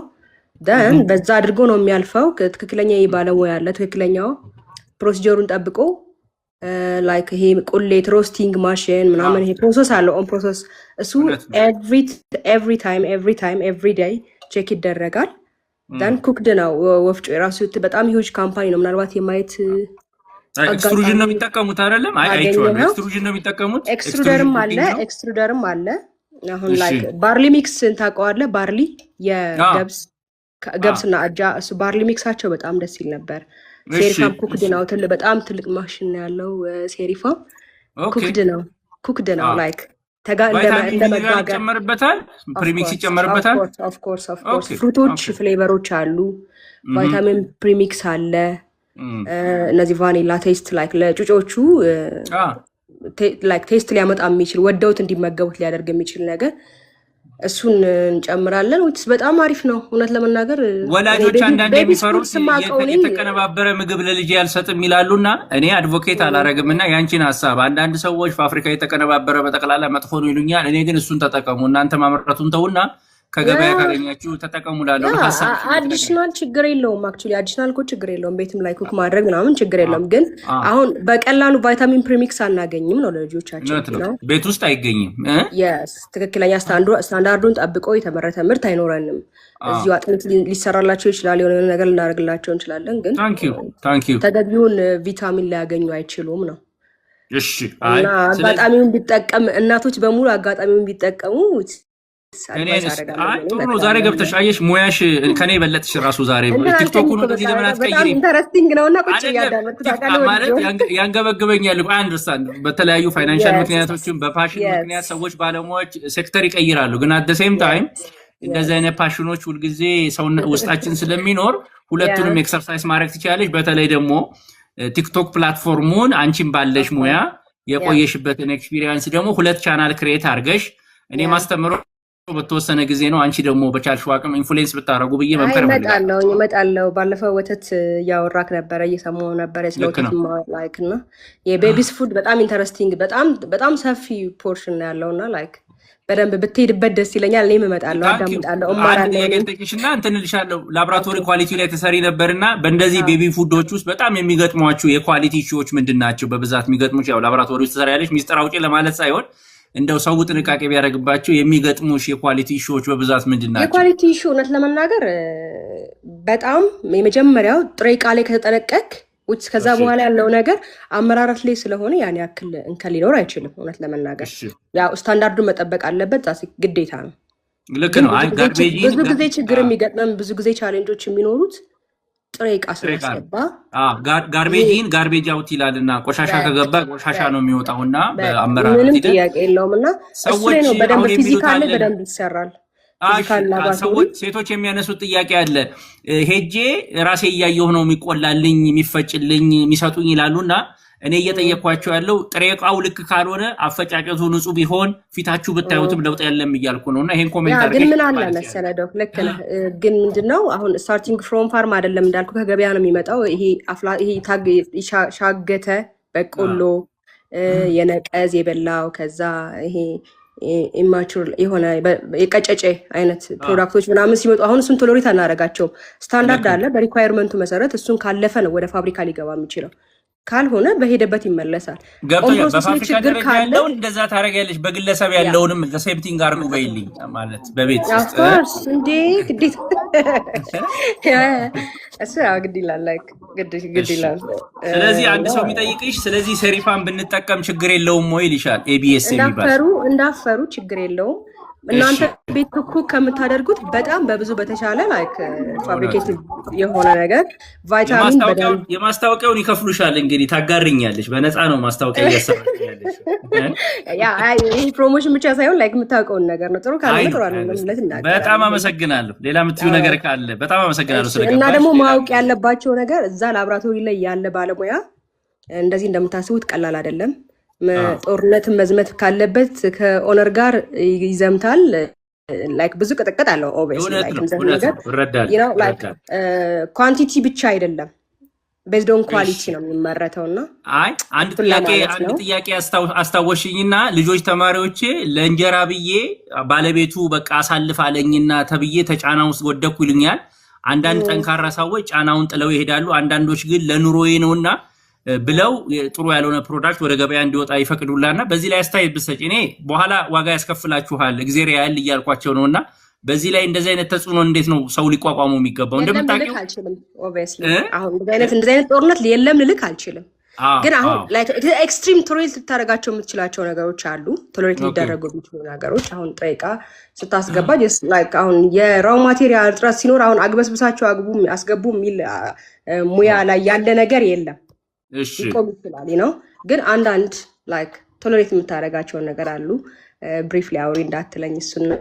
አይ አይደለም አይ በጥቅል ነው እያወራን ያለ ነው ማለት እኔ ተማሪዎች አስተምራለሁና ታውቂያለሽ ብዙ ተማሪዎች ያስተምራለሁና አንተ በነከርከን ፕሪንሲፕል መኖር አልችልም እንጀራ አለብን ባለቤቶቹ አስገባ ሽጠው ይላል ምርት ተበላሸ ፕሪንሲፕሉ ወደ ጎን አድርገውና ፈጣሪ ያያል ገባኝ ልጆች ላይ ነገር ይልኝ አንቺም ይኸው ሙስሊም እኔም ክርስቲያን ነንና ኢትዮጵያ የሃይማኖት አገር ሆና ለኑሮ ብለን ምን ተዋቸው ነገሮች አገራችንና ልጆቻችንን እየጎዳብን ስለሆነ ይሄንን ልንቀይር የምንችለው ሁላችንም ስንታገ እንደምታውቂው የፋብሪካ ፍቃድ የሚወጣው በባለሙያው ነው የንግድ ፍቃድ የሚወጣው ነበረ በኔ ነበረ እንደውም አንደኛው ካምፓኒ ምን ኃይላችን ምን ያህል እንደሆነ ያሳያል ማለት ነው ሳይንስ ባለሙያው ያ ኃላፊነት ሪስፖንሲብል መሆን እኮ ቀላል አይደለም ስለዚህ ይሄን የመሰለሽን ዕውቀት አክስረሽ እንትን እንዳትይ ምንድነው መክሊት የሚባል ነገር አለ መለሳለ ዶክ ታግዘኛለህ ስለገባሽ